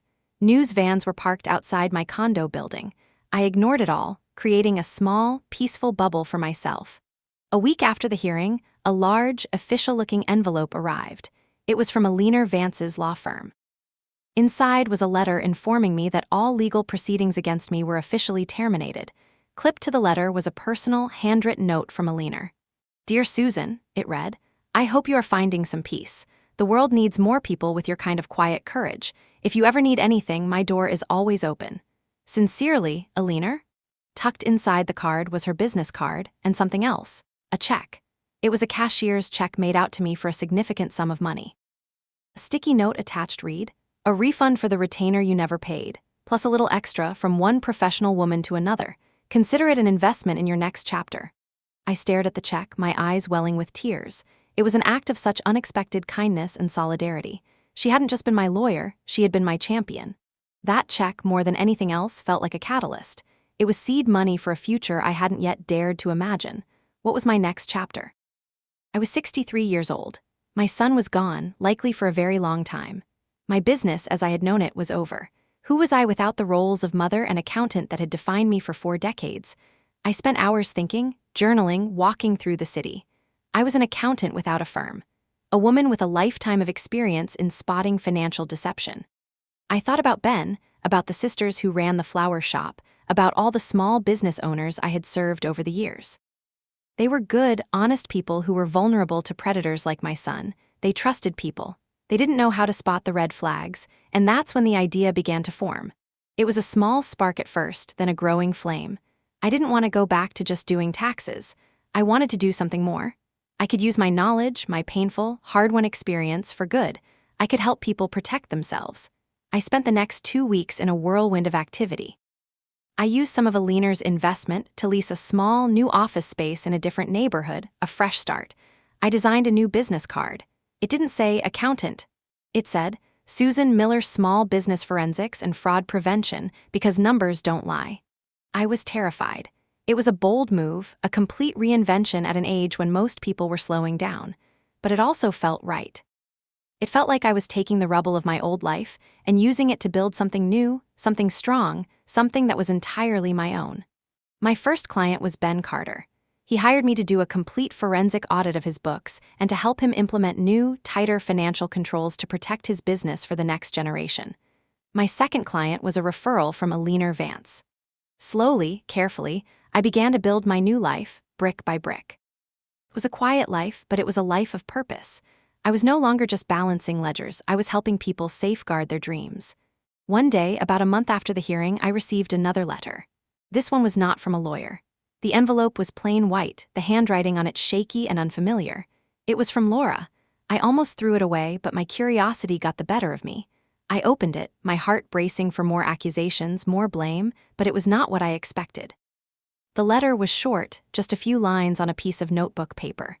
"Susan," it read, "there are no words to say how sorry I am, for everything, for what Mark did and for the part I played in it. I was weak and scared, and I let him convince me that hurting you was the only way to save us. I was wrong. I hope that one day you can find it in your heart to forgive me. Not for Mark's sake or for mine, but for the sake of two little children who love their grandmother and don't understand any of this. Laura." There was no return address. The letter offered no excuses, just a simple, stark confession. I folded it and put it away. Forgiveness? I wasn't there yet, but the letter was a crack of light in a door I thought was sealed forever. Maybe, just maybe, my entire family wasn't lost after all. Use arrow up and arrow down to select a turn, enter to jump to it, and escape to return to the chat. Laura's letter became a permanent fixture on my desk, a stark, white reminder of the complex wreckage my son had left in his wake. I reread it countless times. Forgiveness was a foreign country I wasn't ready to visit, but the letter did change something in me. It chipped away at the solid wall of my grief and anger, revealing the complicated, tangled mess of emotions beneath. My son was a criminal. He had betrayed me in the most profound way imaginable, but he was also the father of my grandchildren. And Laura, his willing accomplice, was their mother. Their lives were now a cascade of consequences stemming from one man's choices. The news, which I now allowed myself to watch, was grim. Mark had been denied bail. The superseding indictment was a laundry list of felonies that carried a potential sentence of decades. His name, once a source of pride, was now synonymous with a particularly callous brand of white-collar crime. The media had seized on the story, the promising analyst who tried to make his own mother take the fall. It was a sordid, compelling narrative. One afternoon, Ben stopped by my new office. It was a bright, clean space, minimalist and modern, a deliberate departure from the cozy clutter of my old life. He brought coffee and a bag of pastries from the bakery down the street. It was becoming a comfortable ritual. "How's the new venture?" he asked, settling into one of the client chairs. "It's good," I said, and I was surprised by how much I meant it. "It's challenging. People don't want to believe they can be victims, especially not from the inside, but they're learning." "You're doing a good thing, Susie," he said, his gaze steady. "You're turning a wound into a shield for others." He took a sip of his coffee. "Speaking of which, I ran into an old friend of yours the other day." "Sarah Jennings?" Sarah had been my client for nearly 20 years. She owned a successful catering business, a company she had built from scratch out of her own kitchen. "How is she?" I asked. Ben's expression clouded. "Not good. She got hit. Badly. An employee, a bookkeeper she trusted completely, was writing fake invoices and paying them out to a shell company in his wife's name. Took her for over $200,000 over 3 years. She's devastated, on the verge of bankruptcy." A cold dread washed over me. Sarah was a good woman, trusting to a fault. "Oh no, that's awful." "I told her about what you're doing now," Ben said, leaning forward. "I told her if anyone could help her sort through the mess and figure out how to rebuild, it was you. She's proud, and she's ashamed. She doesn't want to call." "Give me her number," I said without hesitation. That evening, I called Sarah Jennings. At first, she was distant, her voice brittle with humiliation, but I didn't push. I just listened. I let her tell the whole sordid story, the small betrayals, the missed red flags, the crushing realization that someone she had treated like family had been systematically robbing her blind. "I feel so stupid, Susan," she finally said, her voice cracking. "How could I not have seen it?" "You're not stupid, Sarah," I told her, my voice firm but gentle. "You're a trusting person. You're a caterer, not a forensic accountant.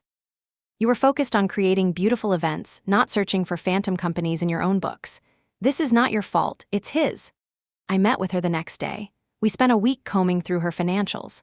The bookkeeper had been clever, hiding the thefts in a series of small, almost untraceable transactions. It was a painstaking, frustrating process, but with every fake invoice we uncovered, every fraudulent payment we traced, I felt a grim sense of purpose.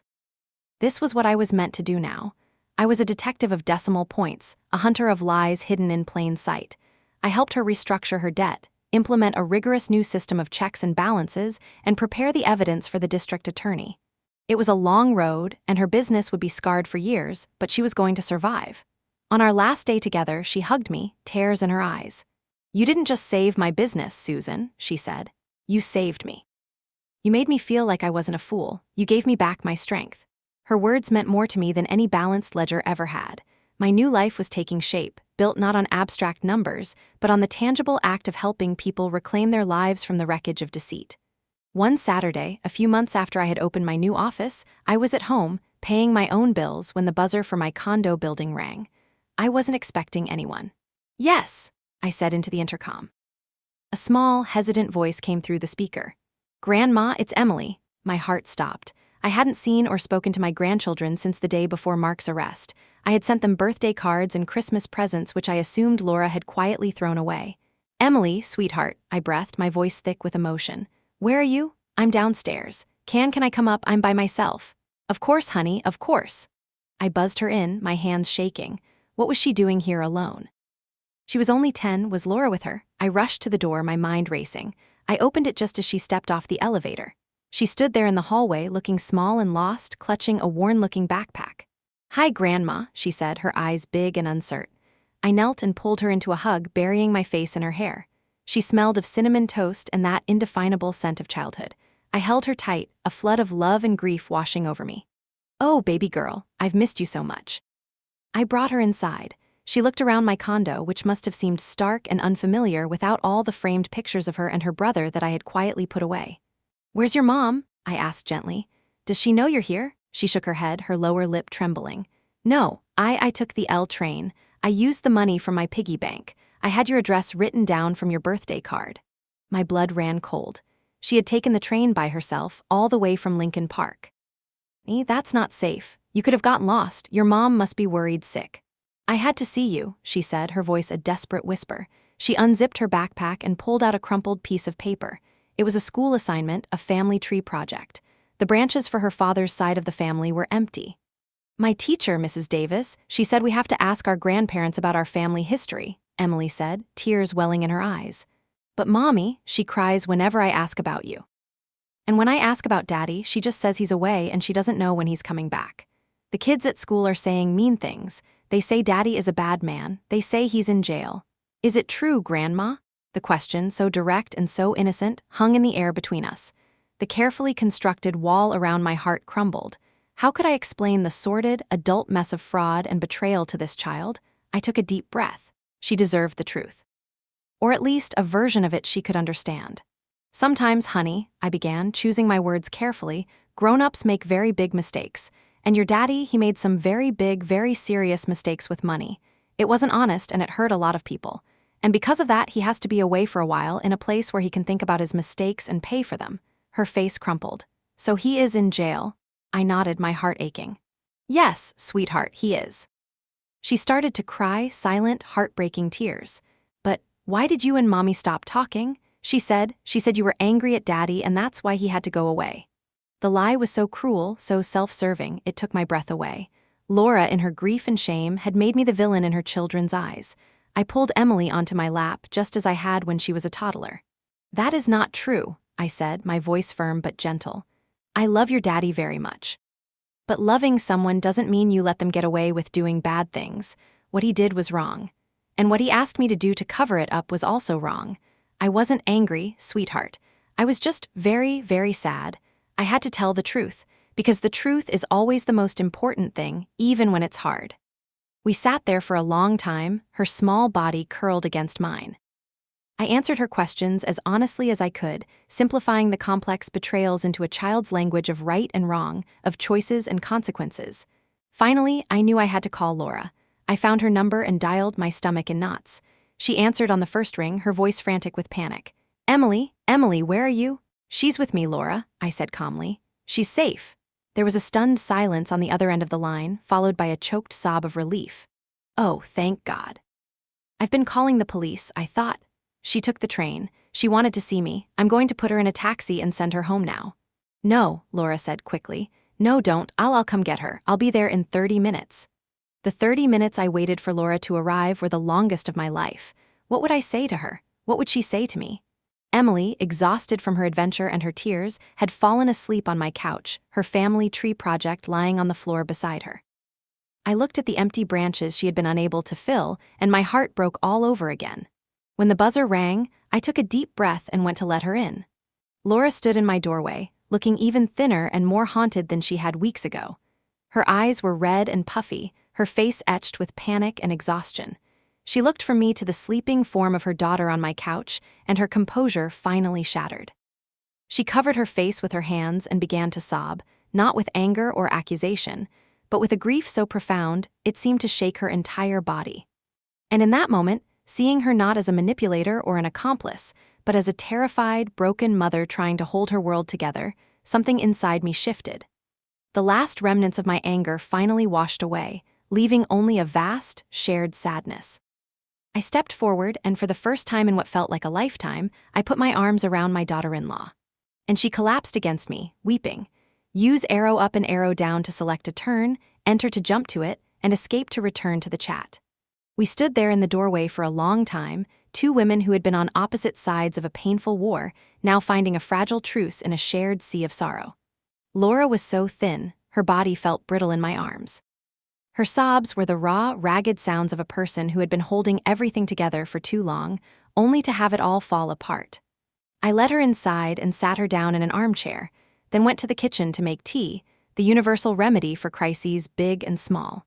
When I returned with 2 steaming mugs, Emily was still asleep on the couch, her face peaceful in a way that felt both beautiful and heartbreaking. Laura was watching her, her expression a complex mixture of love, guilt, and utter exhaustion. "I'm so sorry, Susan," she whispered, taking the mug with trembling hands. "For everything, for what I said to her. About you, I was trying to protect her, to give her a simple story, but there's nothing simple about this, is there?" "No," I said, sitting opposite her. "There is." We sat in silence for a few moments, the only sound the soft breathing of the sleeping child between us. "I didn't know how to tell them," Laura continued, her gaze fixed on her daughter.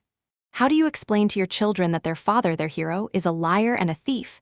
How do you tell them he was willing to send their grandmother to jail to save himself? So I lied. I made you the bad guy. It was cowardly. It was cruel. And I am so sorry." Her apology was stark and unadorned, stripped of any of the manipulation that had characterized our last few interactions. It was the raw, painful truth. "She came here to ask about her family tree," I said quietly, gesturing to the crumpled paper on the floor. "She said the kids at school are telling her that her dad's in jail." Laura flinched, a fresh wave of pain crossing her face. "I know, the school called me last week. There was an incident in the schoolyard. I've been trying to sell the house to move them somewhere new where nobody knows our name. But everything is frozen. The lawyers, the restitution, we have nothing, Susan. We are going to lose everything." The scale of the devastation was immense. It wasn't just Mark who was paying the price for his actions, it was his entire family. His choices had created a crater, and his wife and children were trapped in it. "What will you do?" I asked. She gave a hollow, mirthless laugh. "I have no idea. My degree is in art history. I haven't worked in 12 years. My entire life was him. The house, the friends, the club memberships, it was all part of his world. And now it's all gone." She looked at me, her eyes filled with a desperate, frightening uncertainty. "I don't even know who I am without him." Her words resonated deep within me. I knew that feeling. The terror of having the roles that defined you stripped away, leaving you standing naked and exposed. I had been mother and accountant for so long, I had forgotten how to just be Susan. But I had found my way back. Maybe she could, too. "You're Emily and Josh's mother," I said, my voice firm. "That's who you are, and right now, that's the only thing that matters. They need you to be strong, and they need you to be honest with them." "I don't know how," she whispered. "You start by telling them the truth," I said. "A simple truth, that Daddy made mistakes and he has to be away, that it's not their fault, and that you and we are going to work together to make sure they are loved and taken care of, because that's what a family does." The word hung in the air between us. Family, a thing we had almost destroyed. Laura looked at me, her eyes wide with a mixture of surprise and a fragile, dawning hope.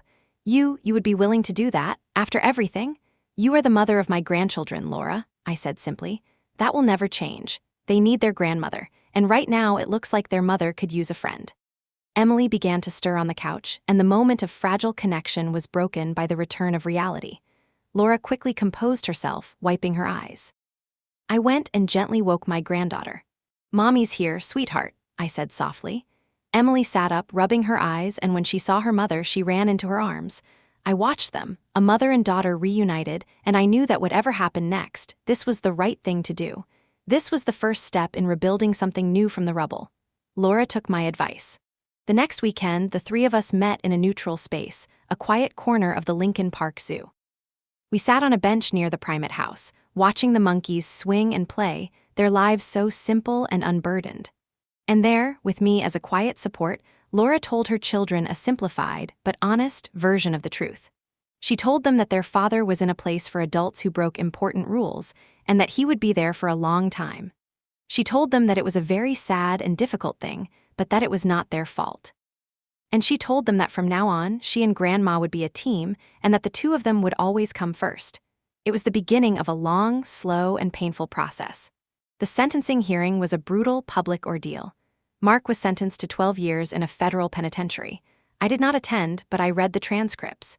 He had shown no remorse, blaming the market, his colleagues, his own ambition, everyone but himself. He never once mentioned my name.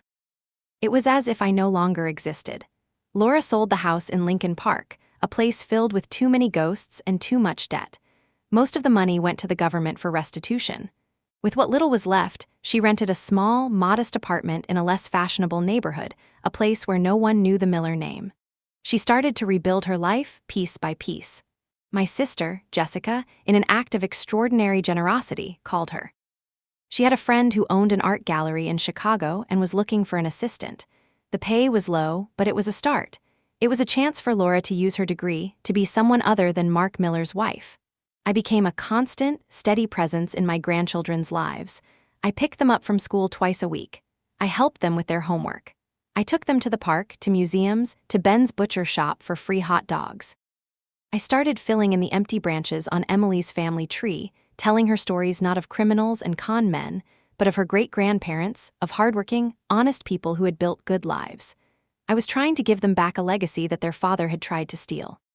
One crisp autumn afternoon, almost exactly a year after that first terrible visit from the FBI, I was at my office, going over a fraud protection plan for a new client.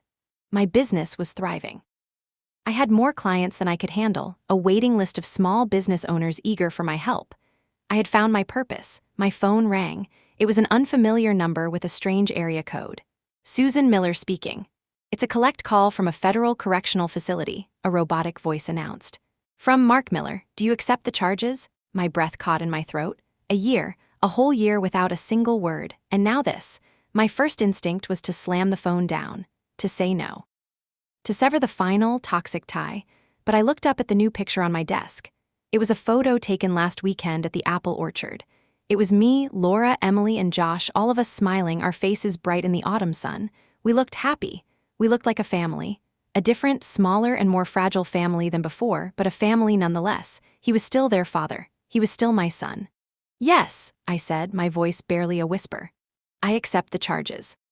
There was a click, and then his voice, a voice I hadn't heard in a year, came on the line. It was different, thinner, devoid of the old confidence and swagger. "Mom," he said, "are you there?" "I'm here, Mark," I said, and I waited to hear what he had to say. The silence that stretched over the phone line was heavy and fraught with a year's worth of unspoken words. I could hear the background noise of the prison, a distant metallic clang, the low hum of voices, sounds from a world I couldn't imagine. He had called me. After a year of absolute silence, he had reached out. I held my breath, unsure what to expect. An accusation, another plea, a demand for money. I know I don't have the right to call you," he finally said, his voice hesitant and rough as if he hadn't used it for a long time. "And I know you have every reason to hang up." "Why did you call, Mark?" I asked, my tone neutral. I was not going to make this easy for him. The days of me rushing in to soothe his feelings were over. There was another long pause. "I get one phone call a month," he said. "For a year, I've been calling Laura. She told me you and she are talking. She told me you're helping with the kids." "They're my grandchildren," I said simply. "Yeah," he breathed. "I know, I saw a picture. Laura sent one, from an apple orchard. You were all there. Emily and Josh, they look so big." His voice cracked on the last word, a small, hairline fracture in his composure. I remained silent, my knuckles white as I gripped the phone. The picture he was talking about sat on my desk, a testament to the new life we were building from the ashes of the old one. For a long time, he continued, his voice dropping so low I could barely hear him, I hated you. I blamed you for everything. In my head, I told myself that if you had just gone along with the plan, I'd be free. I'd be with my family. It was your fault. You were selfish. You chose yourself over me. His words, though spoken in the past tense, were still a punch to the gut. To hear him admit to the ugly, selfish thoughts I had seen in his eyes that day in the courtroom was both painful and, strangely, validating. But sitting in a cell, day after day, you have a lot of time to think. There's nothing else to do. You can't lie to yourself forever. The walls are too close. There's nowhere for the lies to go. He took a shaky breath. It wasn't your fault, Mom. It was mine, all of it. The first bad investment, the lies to cover it up, the fraud, all of it, and asking you to take the fall for me, that was the worst of all. I closed my eyes. Was this real? Or was it another performance, a new con for a new audience of one? They have programs in here, he went on, a new, unfamiliar note of something like humility in his voice. Group therapy, financial accountability classes. It's all just talking. But you listen to the other guys' stories. Guys who robbed banks with guns, guys who sold drugs to kids.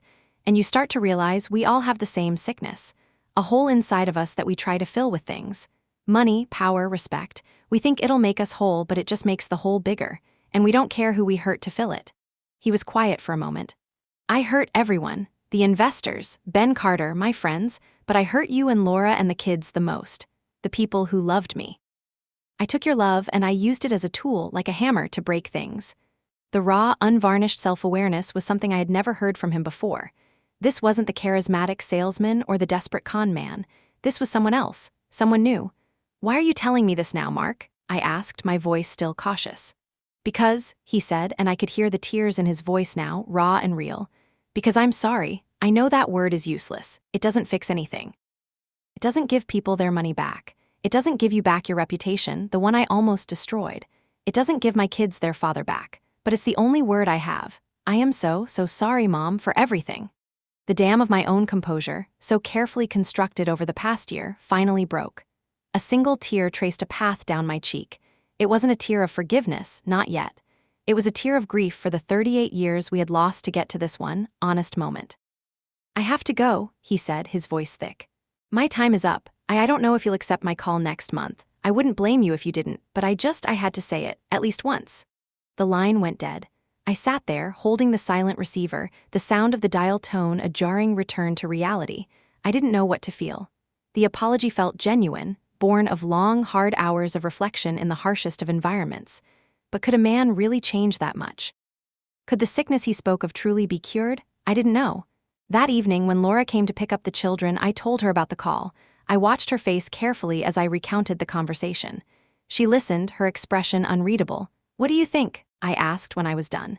She was quiet for a long time, staring out the window at the darkening city skyline. I get letters from him, she said softly. Once a week. For the first 6 months, they were full of anger. Blaming me, blaming you, blaming his lawyers. Then they started to change. He started talking about the therapy groups. He started asking questions, asking about the kids, asking about me. Last month, for the first time, he apologized to me, too. She turned to face me. Do I think he's changed? I think he's starting to. I think for the first time in his life, Mark is being forced to live without a safety net. Without you, without me, without the easy money. And he's seeing who he really is. And I think it's scaring him. Her words mirrored my own thoughts. This wasn't a magical transformation. It was a painful, brutal beginning. The kids ask about him, she said. Josh asked me last week if he could write his dad a letter. I didn't know what to say. He's still their father, Laura, I said, the words feeling true for the first time. Whatever he is to us, to the world, he's still their dad. It was a small moment, but a significant one. We were no longer just two women united in our survival of Mark's storm. We were becoming partners in navigating the complex, messy aftermath. We were starting to build a new kind of family, one defined not by traditional roles, but by a shared commitment to the two innocent children at the center of our lives. The next month, when the collect call from the Federal Correctional Facility came, I accepted it. And the month after that. Our conversations were short, stilted, and deeply uncomfortable. We didn't talk about the past. I told him about the children's school projects, about Josh's first home run in Little League, about Emily's starring role as a tree in the school play. I gave him small, carefully curated glimpses into the world he had lost. He, in turn, told me about his classes, about the book he was reading, about his job in the prison library. It wasn't forgiveness. It wasn't reconciliation.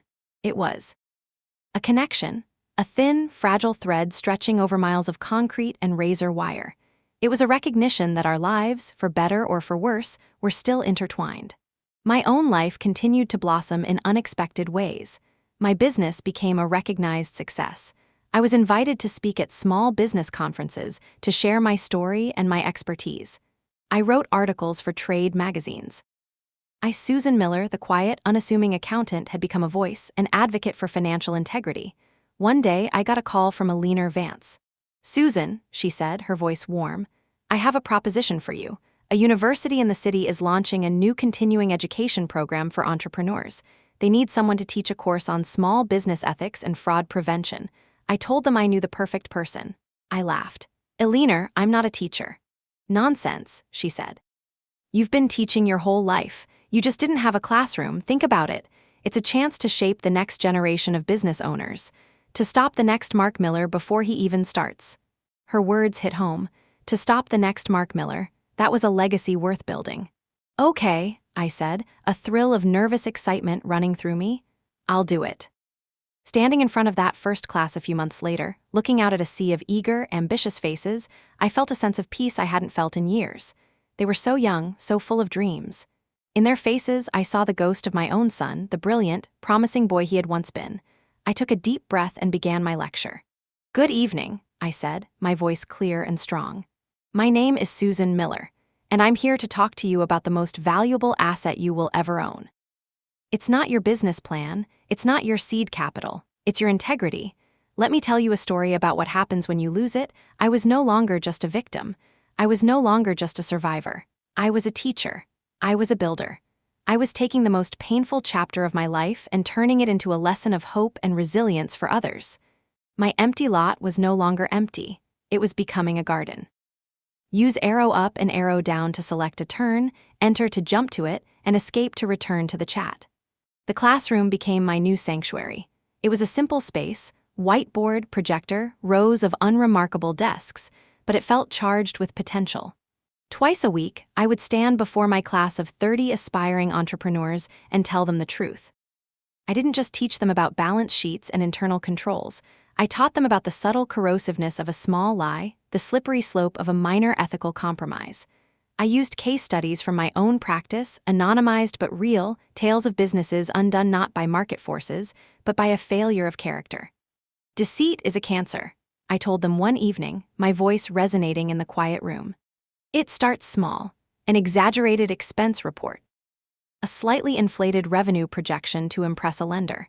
You tell yourself it's a one-time thing, a necessary evil to get to the next level, but it never is. Every lie you tell requires another, bigger lie to protect it. Soon, you're no longer running a business, you're managing a conspiracy. And conspiracies, I can assure you, always collapse under their own weight." My students were a diverse group, a cross-section of the city's ambition. There were tech bros with dreams of the next big app, immigrant families hoping to turn a beloved recipe into a restaurant chain, and young artists trying to make a living from their passion. They were hungry for knowledge, not just about profit and loss, but about how to build something that would last, something they could be proud of. One of my most promising students was a young man named Alex Chen. He was bright, charismatic, and had an infectious passion for his startup, a company that designed sustainable packaging. He reminded me so much of a young Mark, the same quick smile, the same confident energy, that it was sometimes painful to look at him. But his eyes held a genuine earnestness that I had, in retrospect, never truly seen in my sons. Alex often stayed after class, peppering me with questions. "Mrs. Miller," he asked one night, his brow furrowed in concentration. "We're trying to raise our first round of seed funding. An investor told me that if we just tweaked our 5-year growth projections a little, made them look more aggressive, we'd have a much better chance. He said everyone does it. Is that true?" The question was a ghost from my past. "Let me ask you something, Alex," I said, meeting his gaze.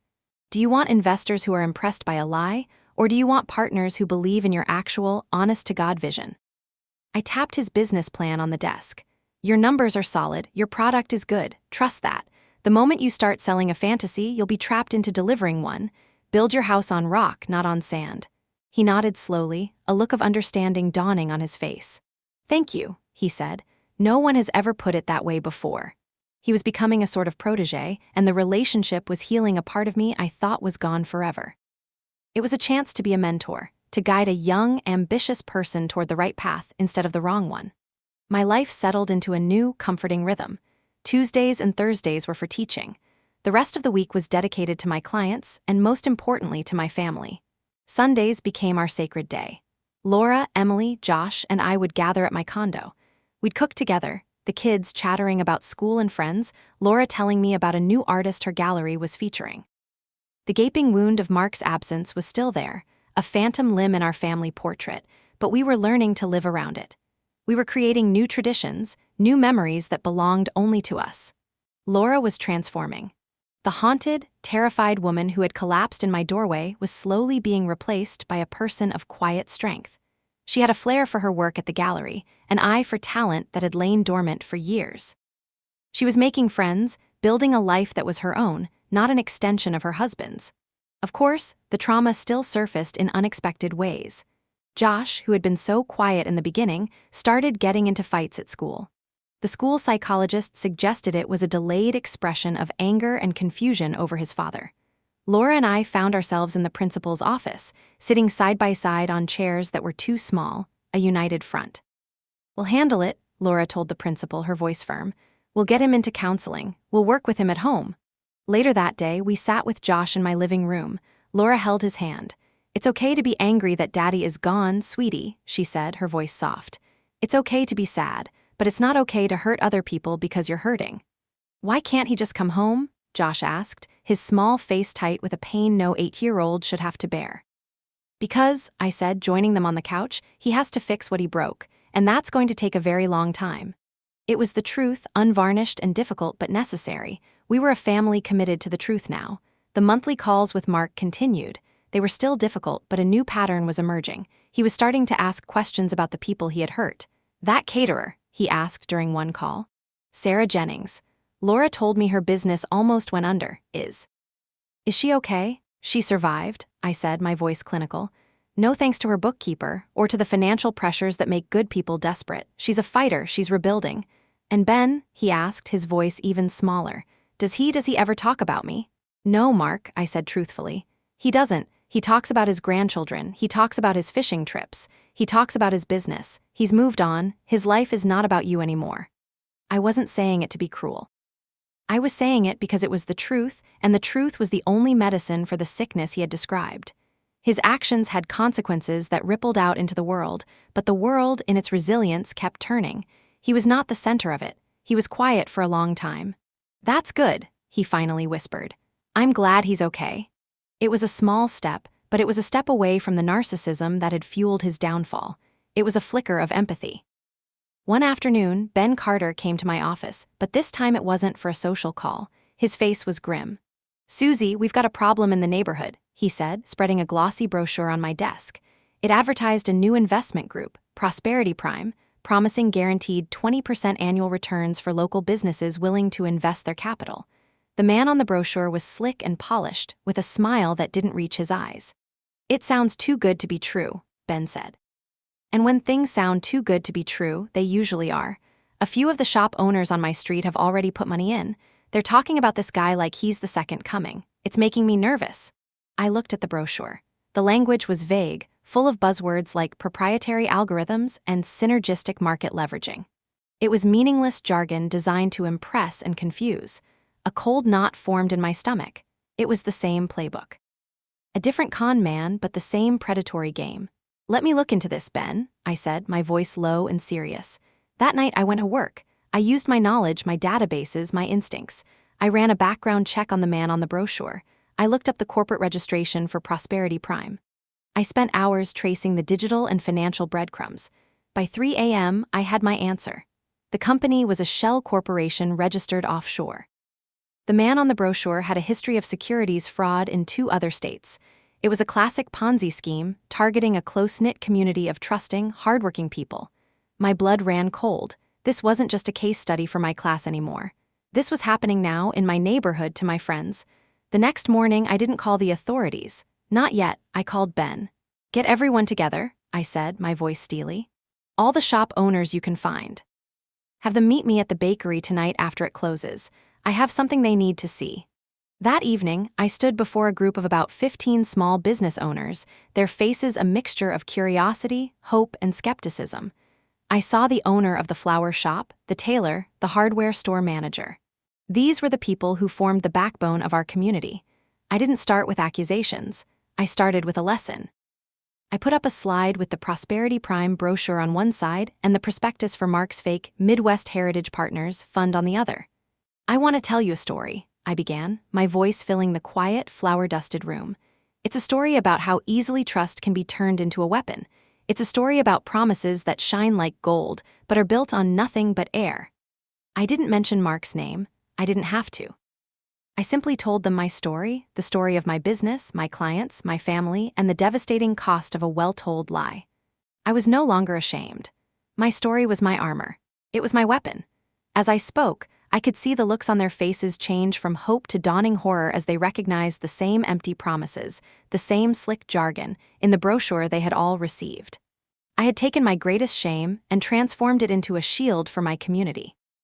When I was finished, I laid out all the evidence I had found. The offshore accounts, the prior convictions, the undeniable proof that they were being courted by a predator. I stood back and let the truth sink in. I was not the woman who had sat silently while her son plotted to destroy her. I was Susan Miller. And in my neighborhood on my watch, the numbers would not be allowed to lie.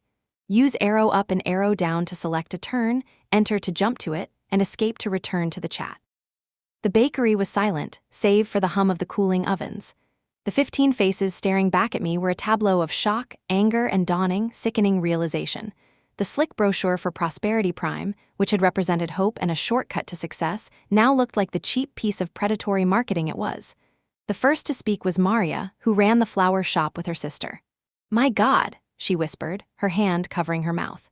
"We gave him $10,000. It was for my daughter's college fund." A wave of similar confessions rippled through the room. The tailor had invested $5,000, his life savings. The hardware store manager had convinced his own father to put in $20,000. It was a classic affinity fraud, a con man preying on the trust within a tight-knit community, turning neighbors into unwitting recruiters. But my story, my raw and painful testimony, had done more than just expose the lie. It had stripped away the shame that so often silences victims. Because I had stood before them and admitted my own family's catastrophic failure of integrity, they felt safe enough to admit their own vulnerability. "What do we do?" the tailor asked, his voice trembling with rage. "First," I said, my voice calm and authoritative, "no one else gives him another dime, and no one tips him off that we're onto him. He feels safe right now. Let's keep it that way." Over the next 48 hours, I became the general of a small, civilian army. We worked out of the back of Ben's butcher shop. With the help of Alex Chen, my star student, who volunteered his tech skills, we gathered more evidence. We set up a confidential email for other potential victims. We documented every promise made, every dollar invested. I channeled 41 years of meticulous, methodical accounting into building an ironclad case. I was no longer just an accountant. I was an advocate, a protector. When we had everything, I didn't just call the FBI. I called my new friend, Eleanor Vance. She, in turn, made a call to her old friend, the U.S. Attorney for the Northern District of Illinois. We didn't just hand them a crime, we handed them a conviction on a silver platter. 2 days later, when the con man from the brochure showed up for a meeting at the bakery to collect another round of investments, he wasn't greeted by hopeful shop owners. He was greeted by FBI agents. The takedown was swift, quiet, and deeply satisfying. In the aftermath, our small community was shaken, but it was not broken. In fact, it was stronger. The shared experience had forged a new bond between them. They had looked into the abyss together and had pulled each other back. Most of them would never recover all their money, but they had saved themselves from losing more. They had learned a hard lesson, but they had learned it together. My role in the affair didn't go unnoticed. A local newspaper reporter got wind of the story, the accountant who turned the tables on a con man. My business, which had been thriving, exploded. I was suddenly in demand, a reluctant hero for the financially vulnerable. I hired 2 young, bright accountants to work for me, one of them a recent graduate from my ethics class. My little consulting firm was becoming a force for good.